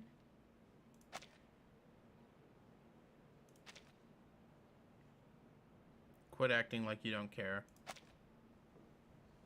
A brief silence follows. In the pause, Winsong deftly shifts the topic to conspicuous glass tank in the crowd. Hey, Ulrich. We meet again. What's up, Ulrich? He's here? You look even worse than when we last met. Ah, Miss Winsong. And Pointer? What have we here? Two of our busiest bees working together in the Plessis branch? Pointer has no idea why Ulrich looks even worse. His expression, as ever, is nigh unreadable, so she simply nods to him. So when is this humanitarian vacation of yours over? Any interest in sparing a little time to watch something fun? If by something fun you mean Dimitri's party, then thanks, but no thanks. No, not that. I told you about it before. Hisabeth's teleport disc experiment. Ah, yes, that one. You know, word of it is already spreading through HQ and all the other branches. And? What's the impression? I wouldn't categorize it as good, but it has certainly become a contentious topic. Okay. At least one of the bigwigs is supportive, Madame Lucy. It seems she intends to keep our experiment going either way. She even invited a prominent string theory researcher to HQ. Who is that? As I said, even if we don't get the results we hoped for, the work itself can be illuminating. Silent researcher at last offers a wave to attract the attention of the room. Excuse me. I have obligations to attend to. Let's talk again later. Okay, Miss Stick in the Mud. She walks off, leaving Ulrich and Winsong to watch her as her figure passes into the hall and away. Several minutes pass, then Winsong gasps. I forgot my badge, and Pointer's gone. How am I supposed to get back to the lab?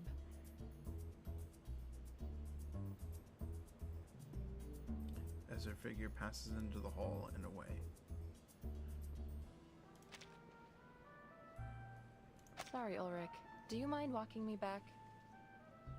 By the way, you didn't answer whether you'll be at Hisabeth's experiment.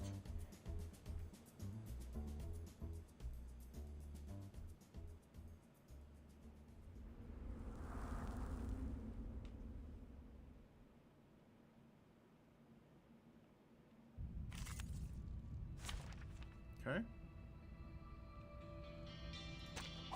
I'll do my best. Never mind, Hyatt. Or this one. Let me keep up the pace. Cheery.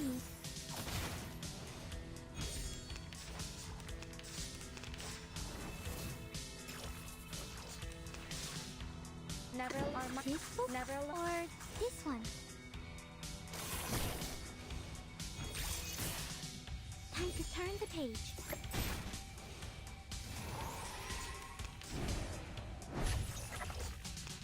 We share. I will remember your sacrifice. And now it's easier to understand.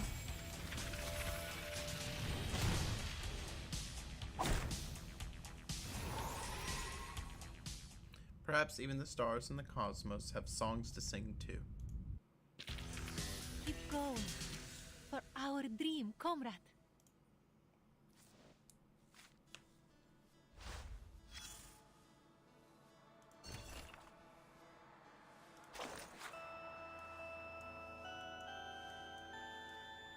Who are these two people? Dear Camille, how long has it been since we last spoke? A long tug of war with the cold drained all my energy. Only today did I manage to warm up enough to dip my tail in ink and write to you. Sylvie is doing well. Maxime and Alexandre always help her think in parallel, and Monique, as usual, keeps things under control at critical moments. Serpents have been showing more and more signs of thought lately. I think it's only a matter of time before he speaks. Helene is sleepier than ever, staying in heated rooms around the clock. As for Chantal and Pierre, they're the same as always. And me, I didn't just hibernate. The local literature has filled the gaps in my collection that Sylvie once ruthlessly discarded. The Melusines were deeply moved by these authors' vivid portrayals of suffering and death, yet even within the darkest themes, the author's exploration of new paths brimmed with vitality, dreams, and a defiant sense of romanticism. Whenever I read the literature to her, her memories become unusually vivid, and she recalls one line in particular with striking clarity from Pasternak's February. The truest verses arise by chance, tempered in the fire of pain.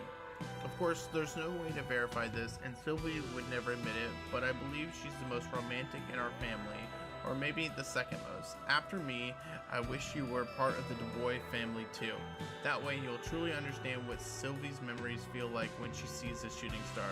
I truly hope that we can talk about all this someday, maybe after Sylvie's little challenge is complete. You could visit Placettes. I promise Sylvie and I will both be warmly waiting to welcome you. Your dear friend, Estelle. Okay.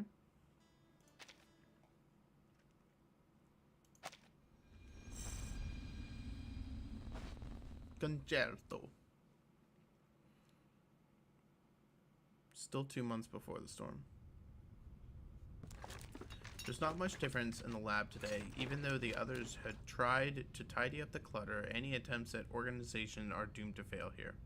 Isabeth pushes the last stack of files to the corner of the table, then steps back to survey her work.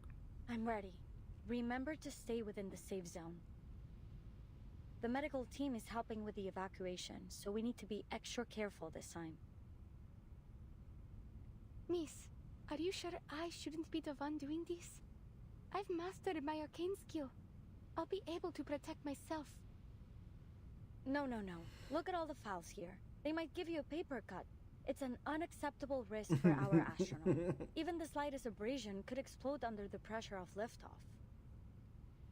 No need for concern. We've done the simulations and cross-checked the data thoroughly.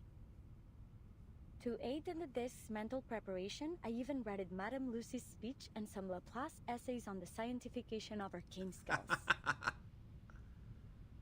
But... Kiparina. Isabeth's tone is formal, far more serious than she is known for in any other situation. Kiparina's back straightens. Take the others behind the blast door. I'll use my arcane skill to protect the field as much as I can. In order to maintain communication, you'll need to stay behind that door, or else the signal will be disrupted. But with my arcane skill, the risk should be minimal. But if something goes wrong, what will you do? I will take care of myself. The only thing I ask is that you pay close attention to what I do. Because in the worst case scenario, if you find yourself out there alone, you'll need to be able to perform this intuitively. I don't know if I'm ready.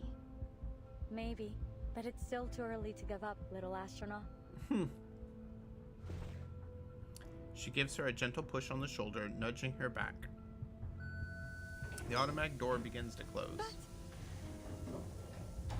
She doesn't finish her sentence before the doors shut completely. Enough talking. We don't have time for any dramatic farewells. Wait, whose idea is this? Couldn't be Pointer's. She packs meticulously. Let me guess. Winsong? She reads the words on the ID, smiling smugly at her confirmation. I knew it. How is she gonna get back into the lab? Before activating the disc, she hangs the unexpected find around her neck. I'll just have to surprise her with it later.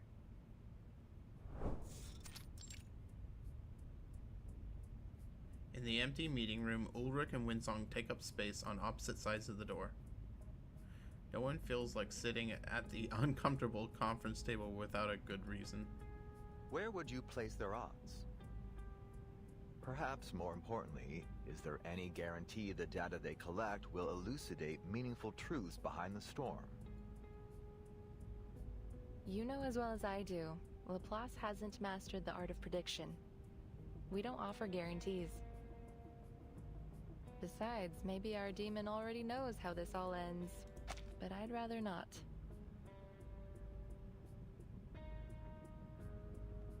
Perhaps more importantly, is there any guarantee the data they collect will elucidate meaningful truths behind the storm? You know as well as I do, Laplace hasn't mastered the art of prediction. We don't offer guarantees.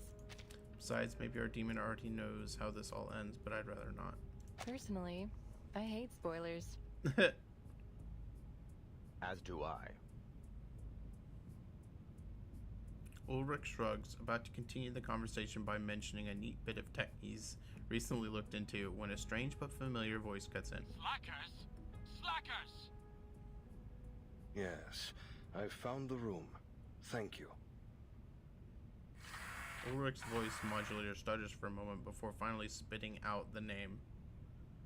Is that Adler? Mr. Ludwig? Winsong looks stunned. Ulrich, clearly confused, flashes a giant question mark. The raven perched on the monitor's head tilts in its own in curiosity. I'm glad to see you're so devoted to our research, and I thank you for your hard work. I'm here to deliver the storm monitor on behalf of Madame Lucy. Given our lack of resources and time, we were forced to modify an existing device to perform as our monitor. It was originally a robotic assistant, something to set daily schedules and work reminders. You already noticed Adler's voice. It's synthetic, of course. His colleagues originally developed this machine for him as a humanitarian gesture. It was trained to mimic his voice, an attempt to keep him social. It ultimately proved ineffective in that role, so now it will serve as our monitor. I understand. Given the circumstances, recycling resources is wise. Though I struggle to see how a robotic assistant could be a humanitarian gesture. Your appreciation is noted, and I supposed you might. In fact, this vacation Madame Lucy sent you on to Plesetsk is a kind of humanitarian gesture on her part. Perhaps she hopes you'll gain a deeper understanding of the term.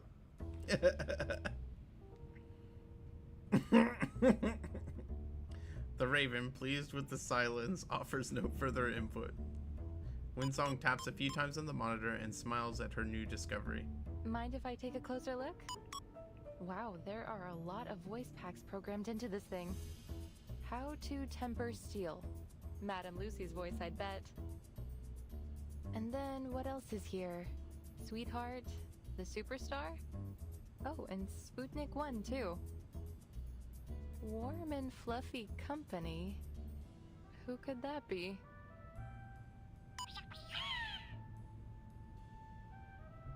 What a waste of time. Why would a monitor need a critter's voice in space?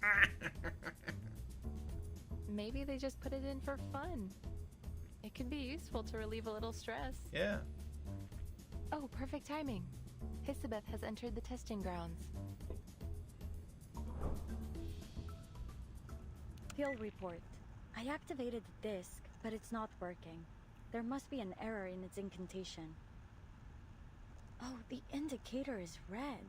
So then it must still be accumulating arcane energy. It may be calibrating its position within the range I set. But what about all this excess energy? I worry it might not just transport me, but half the office. Any last words? If you explode, I call dibs on your fish. Have some patience. It's doing something. She shakes the disc once or twice, but when she stops, it continues to tremble violently. The entire office begins to rattle along with it. The fish in the eco tank dart anxiously. Bad news. I don't think any of those fish are gonna survive. Wish me a safe journey.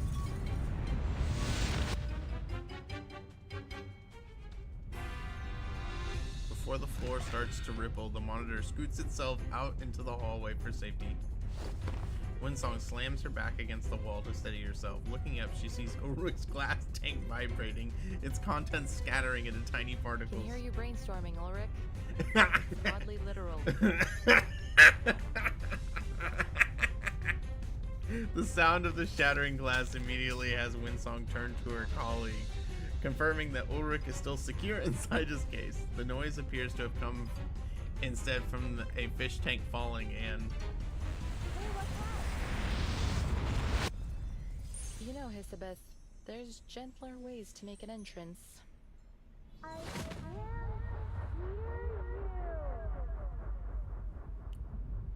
The voices around her, whether in her headset or her ears, are garbled, twisted by the movement of space. Midair, Hisabeth's adjuster posture and lands squarely on the meeting table. Aside from the poor fish that were flung out from their stone tank, it isn't the worst entrance. Okay, that was cool.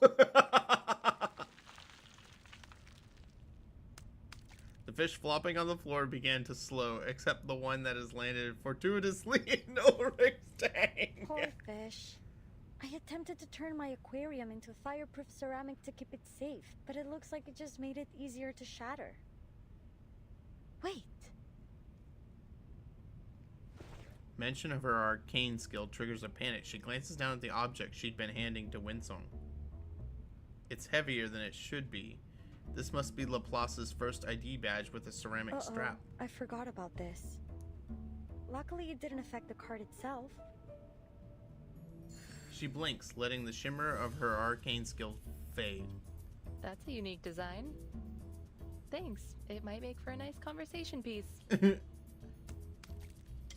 Ulrich is busy saving the poor fish swimming atop its head, dropping it back into the tank. Congratulations, Miss Hisabeth. Your results appear more than adequate. Indeed, you have exceeded my expectations. Is that stuffy office talk for good job? Merci all the same. Congrats. So does your success here mean my lovely apprentice has a chance to land back on Mother Earth safely? More than a chance now. Though I'm afraid the adjustments we've made to the process will be impossible to replicate at scale. Nonetheless, you've convinced me. The Raven rolls toward them on his mechanical perch. Your application for delayed evacuation is approved. Nice. The cheers in Hisabeth's headset reach her before she's finished processing the words. But I haven't even submitted it yet. Well, you may submit it now.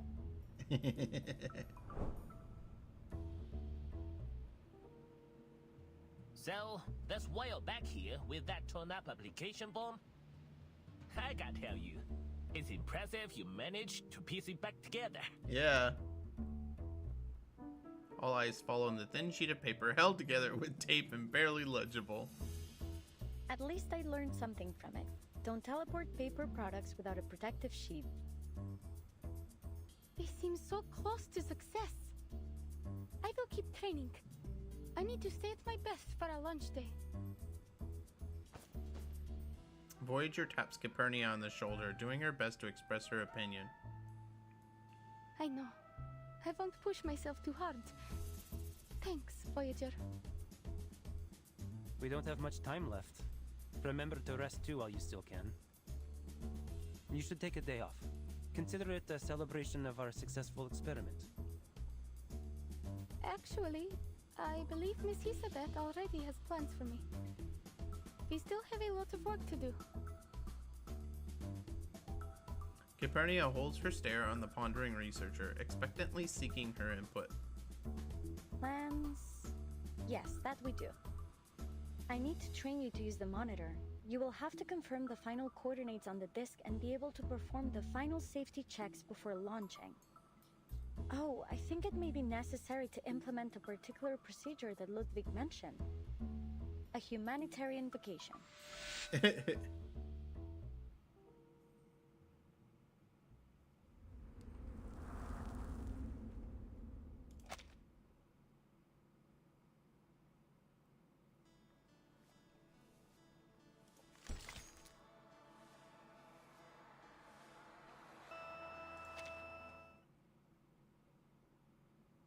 I don't have much time left.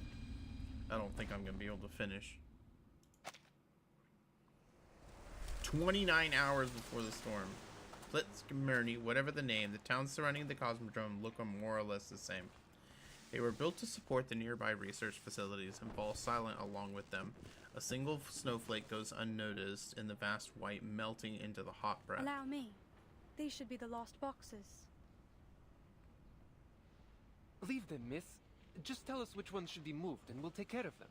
We all got our own jobs to do.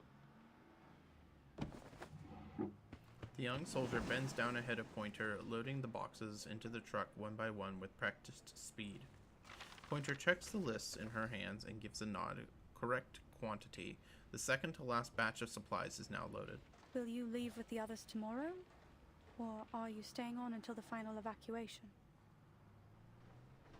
Our orders are to evacuate to Xeno's nearest base tomorrow. How about you? We were responsible for escorting the last staff members from the Placid's Cosmodrome. That place should be empty now, shouldn't it? An evacuation like this has to be for something big. I'm sure you know better than I do. If you can, miss, find somewhere safe. ASAP. I'm leaving Mirny tonight, just as soon as I help finish with the evacuation. There are fewer troops around now. Have there been any further orders? Some were sent to clear the roads. There's been more critters blocking the way lately. I guess the others were assigned to an urgent support mission. So it's just the rookies like me left. Evacuations can be dangerous. A job like this shouldn't be left to new recruits. You think so? Honestly, I was hoping for a little challenge. But we're soldiers. We follow orders. Okay. The engine roars to life, sending up a small flurry of snow from its undercarriage. Do you need a lift? Thanks, but I'm going back to check on the evacuation. Be safe. The truck disappears down the slush-covered road carved through the snow. The Pointer heads in the opposite direction, further into the town.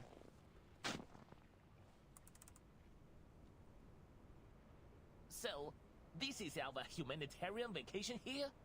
An open mining pit? You've got it.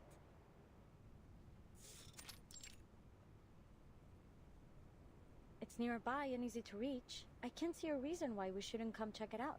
The only problem is I got the timing a little off. But just you wait. It won't be long now before the Aurora shows up. Oh, cool. She tosses a pebble towards the pit. It vanishes into the dark. We've recruited a great team from Laplace and the Foundation and worked out the kinks of our teleport disk. If we can just manage to collect some useful data, our future could be brighter than any Aurora. I hate to be negative at a time like this, but this is still a big gamble. But we want big today. Didn't you join us to bring about a better future? Just think. Our achievements on this project could pave the way to a promotion or at least a transfer. Don't try to butter me up with promotion talk. Anyway, it's bad luck to talk like that right before a mission. Worse than bad luck, it's cliché. Strangers coming together to do great deeds, risking mortal peril for the good of humanity. Now, just before the climax, we'll start talking about their motivations and backstories. All to give the story a twist.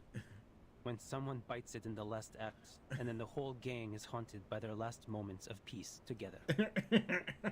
Oh, there's a theory about that. What is it called again? Right, quantum entanglement. Where I'm from, there's a book called I Jing that has a similar idea, that the things we do are mirrored in faraway places.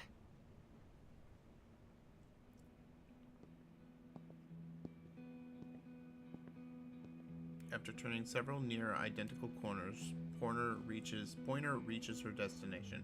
A small group of people has gathered by the roadside. The moment they spot her, their wind-chapped faces break into a smile. How are things proceeding?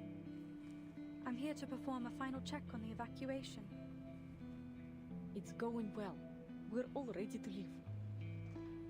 It's just these flowers. We thought about planting them somewhere just so we don't need to carry them, but with the soil frozen over. Flowers? Yes, you know, from the seeds you gave us. My daughter planted them just for fun, but they really thrived. I was just about to say, it's probably sunflowers. A little girl, bundled in thick winter clothes, hoists up her box of treasures to Pointer several tall potted sunflowers. Mommy said it's really, really difficult. It's a miracle, Miss. But you and I did it together. Yes, I suppose it indeed appears miraculous. But how are you going to take them with you? I think it will be a bit too heavy to carry on the road. We've given away the rest to some of our neighbors. But these are the ones that bloomed the best. It hurts to think we'd just leave them here to die. It's so cold now, and it's getting hard to find food. We know we have to evacuate soon, but no one has told us where we're going or what's next. Yeah, where are they evacuating them? These seeds you gave us somehow managed to bloom under my daughter's care. Look, they're absolutely radiant. If even these little flowers are ready to fight to survive, how can we give up? The townspeople around her chime in, and the girl beams even brighter, holding the box tight in her arms. That's true. She wants to tell them to save their space and energy for more important supplies. The seeds were a gift from Windsong, likely altered through an arcane skill, perhaps already adapted to grow in permafrost. But at this moment, it doesn't seem right to judge these flowers that hold meaning for others. Thank you. I'm not aware of the local species of flowers here, but I'm certain all the same that these are the most beautiful flowers in Murny.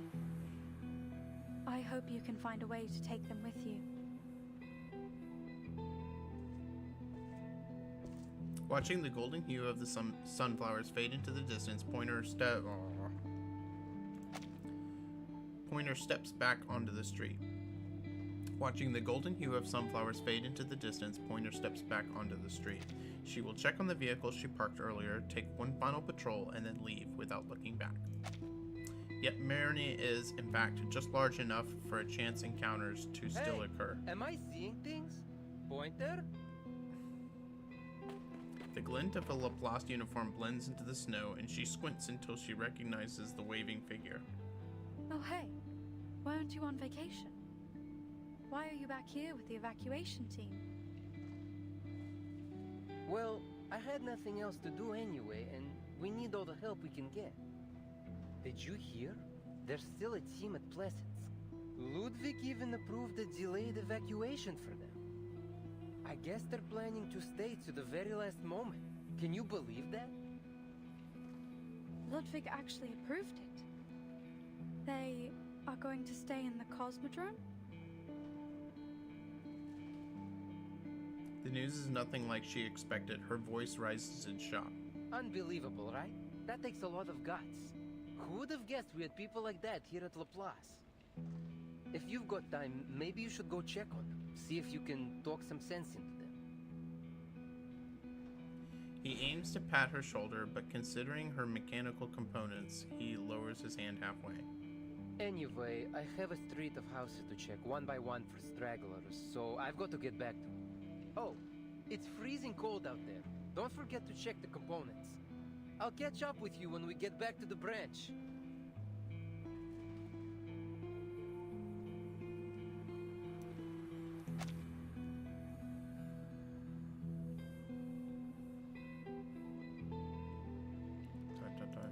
She once hoped that Ludwig would shut down this absurd plan, a mission with far greater odds of failure than achieving any meaningful goal. So that's what your plan was to just let it get shut down by someone. Man, she's a petty little baby. But she should have known better. Laplace is filled with the most stubborn people imaginable. They would never give up, no matter how many obstacles stand in their way. The storm is coming. What else is left for her to do? Pointer looks in the direction of the Cosmodrome. The building's obscured by a swirling sheet of white, I think. Everything is made of atoms. From afar, Mount Taihang is like a grindstone. The Yellow River is like a belt. And all these things are but dust. Pointer looks in the direction of the Cosmodrome. The building's obscured by a swirling sheet of white. Everything is made of atoms from afar. Mount Taihang is like a grindstone, the Yellow River is like a belt, and all things are but dust. In other words, maybe the reason why we are here is only a complete coincidence. Hold it, hold it. Let's just get back to the topic at hand. I think I'm allergic to poetry. Oh, I want to hear the rest. Would you please let him finish? No way. I think I'd rather take a chance on that lethal backstory cliche. How about you start us off? The little snakes tilt their heads in unison. Every eye lands inquisitively on name day. He almost wishes for a petrification spell to hit himself. Sure, what do you want to know? Are you curious about why I chose our loose yet ambitious team? Loose yet ambitious. That's a good description. You brought it up. Now spit it out. And make it simple. Maybe I shouldn't have oversold it. I just think you have a good plan. What if this works? What if we do this and it changes the world? And I could be a part of that. It's a tempting thought, don't you think? Okay. I just don't want to see another place I hold dear lost to the storm. So you mean it was for your hometown? Yeah, I guess you could say that. Isn't your homeland still here in this era? More often than not, Kipperina chooses to listen and wait. She seldom inserts herself into conversations. Have you just accepted the fact that it will disappear again? He shakes his head. My home isn't in this era. Maybe the names are the same. Same old familiar buildings, but nothing that matters to me. What's gone is gone. Don't feel bad for me, though. Now I have my own portable hometown. He raises a finger and taps a little ornament dangling on his ear. I'm wondering... Is he from... I wonder if he's from this... Oh, no, no, no.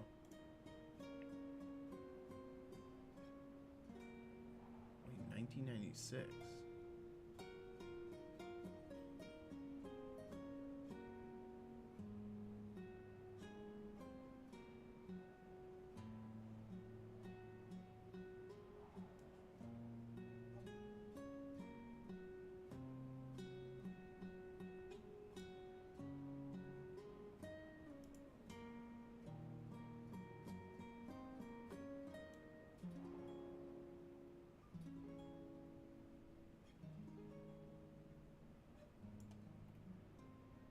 I was wondering if he was from like 1913 or whatever, but I'm guessing he's from the original timeline of 99.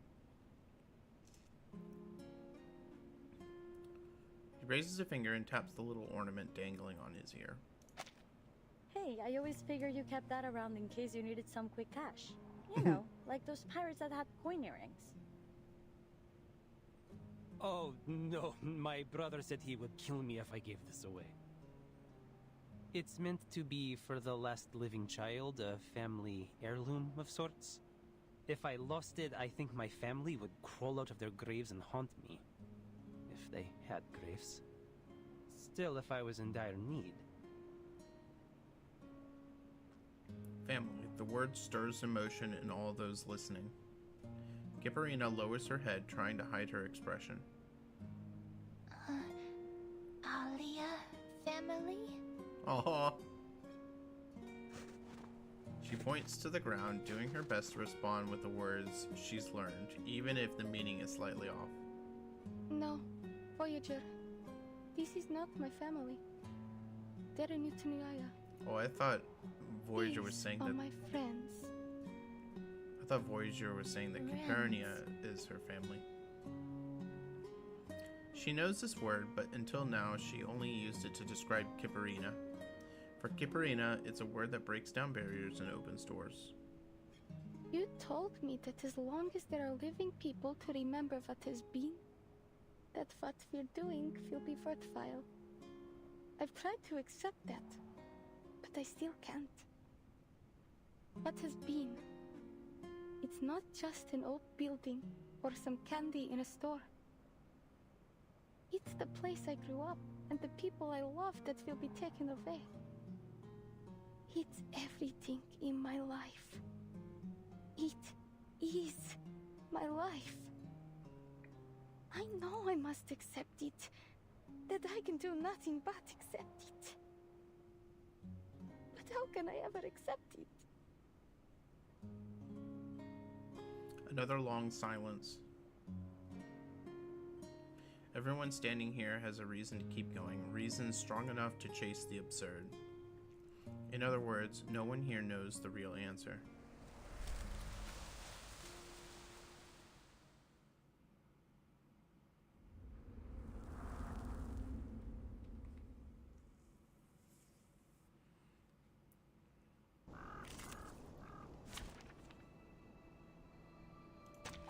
Essaye donc de se cacher de neuf par Dieu.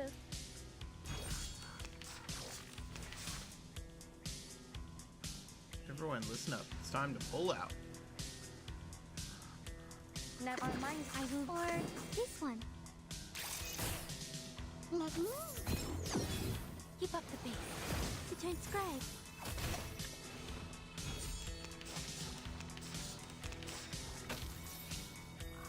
You'd better think Careful twice. with the pages. Never. Our minds are as one. Devour it all. I can't make it. Now, to preserve this memory in our dreams.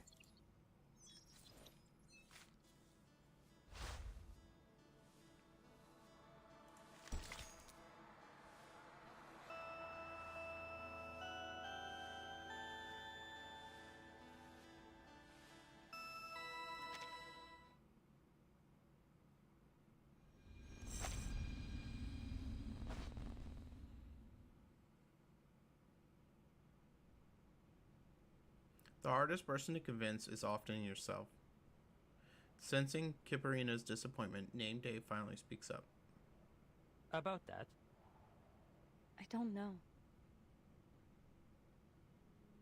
The blunt reply causes him to bite his tongue and listen.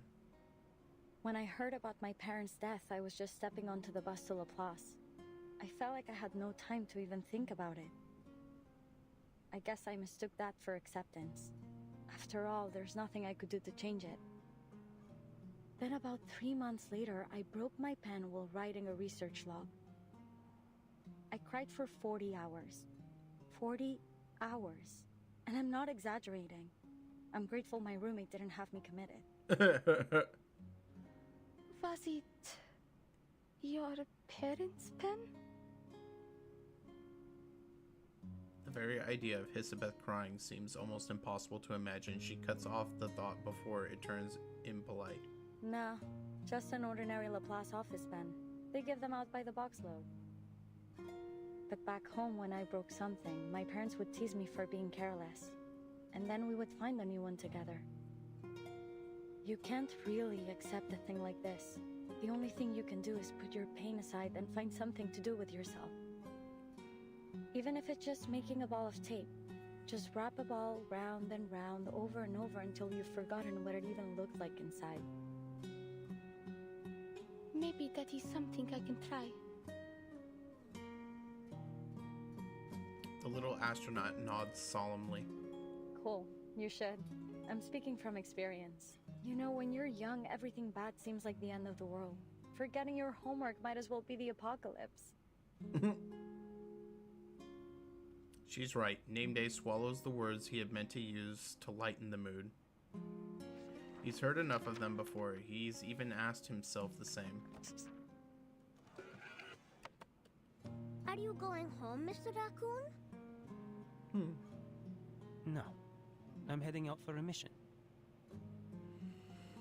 Vila said it's a time that you're familiar with, but that you didn't ever plan on going back. I know Vila had another home before she moved to Rayashki. You must have one too.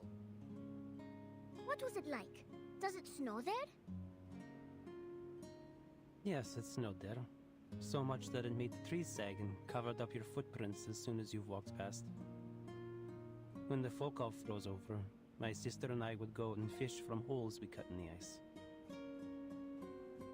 Comrade Pasuno once fell in the ice doing that. We didn't see him at school for weeks. Playing on the ice Pasuno can was be a little dangerous, jerk. little locust.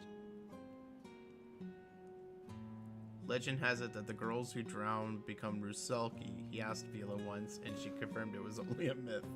Most stories are like that, heavily embellished in the retelling. To hold the boy's drifting thoughts or rein in his own memories, he squats down until his head is level with the sunflower. But it's all gone now. No matter the era. Even if I went back to that little dot on the map, it would never be the same. Like Rayashki. Just like Rayashki. Another patch of land whose story was lost to the storm, remembered only by the few lucky enough to have lived there. He tries to pull the topic back before it veers somewhere neither of them can handle.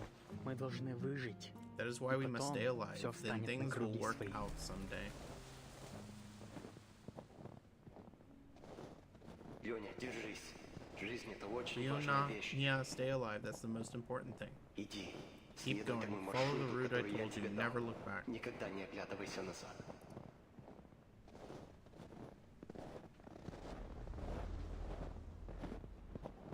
Being certified as capable for an independent field mission means you're an official Foundation member. Congrats in advance. Most people here use an alias, though it's all up to you. Just make sure you pick a good one. It's not easy to change once it's confirmed. I see. Thank you for telling me. Leonid is his real name. The day he left home came close to another date soon to be celebrated. That's it. He hands over his application Let form. me check. All right, no problemo. Oh, his name day. The storm has made everyone's life harder here. The Foundation is always in need of more manpower, and in need of honest men like you, even more so.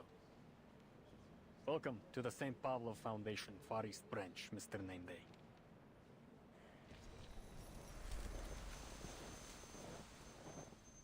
A name means existence. What is hard to accept, knowing that your city can't be found on any map, or that city still shares its name, but has changed entirely. He's tried before, but his arcane skill doesn't work on living beings. That fleeting glow he remembers is probably just an illusion. So he comes from this, I think, this 96 storm, and I think that's when August and them come from as well. This storm right here.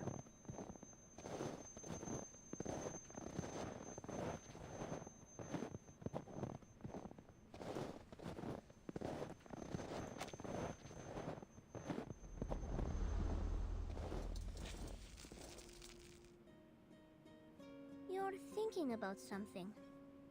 missing your home again, yes? It's okay. Vila said as long as we pay attention in class and keep learning, we will be able to rebuild Reashki in the future. We will rebuild it as long as each and every comrade keeps that goal in their mind. And I will never forget. The sunflower tilts its head. The boy mimics it. Then he pats his friend's shoulder, offering a little encouragement. You can do it, Comrade Raccoon. Большое спасибо. Thank you товарищ very much, Comrade Ovgis. Thank you very, very much. Name Day is still lost in thought as the aurora begins to spill across the sky. It follows its own patterns, constant and resplendent, existing without the need for names. Nothing in nature is made for humanity. Come here, Alia. You can have the best seat. Oh, I think for now I'd prefer to be called Kiparina. Oh. She mutters something more under her breath, but still finds herself sitting in the offered spot. Hurry up. You don't get an aurora like this every night. You need those charged particles up there for your arcane skill. I thought we were here for a vacation. It can be more than one thing. You do need this, though. She finds a suitable rock to sit on and brushes the dust off the stones beside her. Stay calm. Walking in space is definitely going to be easier than walking a tightrope. She finds a suitable rock to sit on and brushes the dust off the stones beside her for Kiparina and Voyager. Stay calm. Walking in space is definitely going to be easier than walking a tightrope.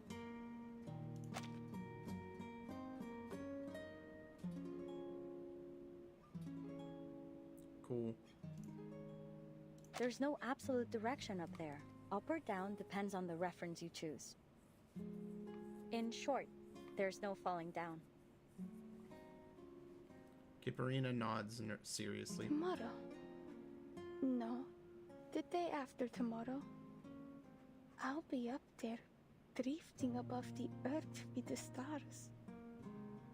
I wonder if they'll feel warm to the touch. Whether from nerves or the night wind, she shivers. Hisabeth opens her arms wide to pull both girls into a huddle. The night is so cold. Back with the Utreniaya, on nights like this, I would sneak into the pens and sleep beside Masha, the bear cub I took care of. She was so warm to cuddle. And now I'm here huddled with all of you. Oh, sorry. I'm not suggesting you remind me of bears. It just feels safe. There were times during the coldest winter nights that my siblings and I would cuddle up with the stray dogs to keep ourselves warm. Hold on. You people don't just hibernate through the winter? You're missing out. This is the first time their little team has sat together without the mission on their minds, chatting instead about past lives and faraway memories. Before she realizes it, sleepiness sneaks up on Kiparina. She stands to shake off her sudden drowsiness, and Hisabeth rises with her. All right, we should head back. We don't want our little astronaut to be too tired. Hey, you think I don't see what you're doing? You haven't told us your story yet. It's been on my mind since I first got here. Why would you do all this? You don't strike me as the hopeless dreamer type. I don't? Well, I should make more of an effort to match the stereotype. She tilts her head just enough to catch the dozing little snake and nudge it back onto her shoulder. It's not so dreamy, though. I just want to know the answers. Where do we come from and how things will end? What, not convincing enough? Perhaps you want something more in-depth? Way back when, before all this, Pointer and I were being driven mad by work. We would walk out here and there was something she would say to me. She narrows her eyes, watching the shifting curtains of light with interest. High-energy solar particles shaped by the Earth's magnetic field dance across the sky in colors visible to the naked eye. If you listen closely, you might even hear the faint crackling. Their faint crackling. Language is a tool that permits us to describe how the universe was created and how it will end. Through it, we reflect on our existence. In order to understand eternity, we must first understand death and impermanence. After a small shake of her head, she regains her usual casual tone. Good impression of her, no? Everyone says it's my best. The aurora hanging high above the sky shines down at the people below. Brilliant beams fall, blurring the edge between snow and sky and softening every expression into something unreadable. Hisabeth's voice feels like it's coming from very far away. From far away. Tomorrow might be our last free day before the storm. I guess it's fitting then to ask the age-old question.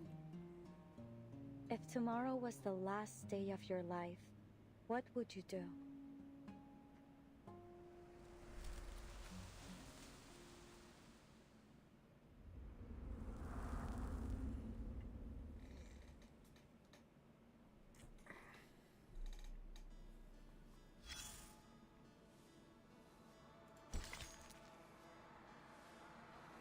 Alright. Unfortunately, I do have to go to bed. I really wanted to finish this all in one day, but if you've done Reverse 99 stories, you know they take forever. Even if I hadn't spent time, trying to figure out timelines and whatnot, I still wouldn't have had enough time. Probably still have another 5 chapters left. Which means I still have maybe another, hour left. So, I will be on tomorrow morning, in which we'll do Guild Wars for Epic 7, and then I'll start doing all of the monthly events in different gacha games, including in Reverse 1999 doing... I don't know if it's Artificial Somnambulism or the other one. I don't know how it works now that we have that new one. So, I'll have to do either one of those. And from there, we'll just play around, have some fun. But I'll have to finish this tomorrow. So, hope you guys have a great rest of your weekend. And, well, I will catch you guys tomorrow. Yep, Torque out. See you guys.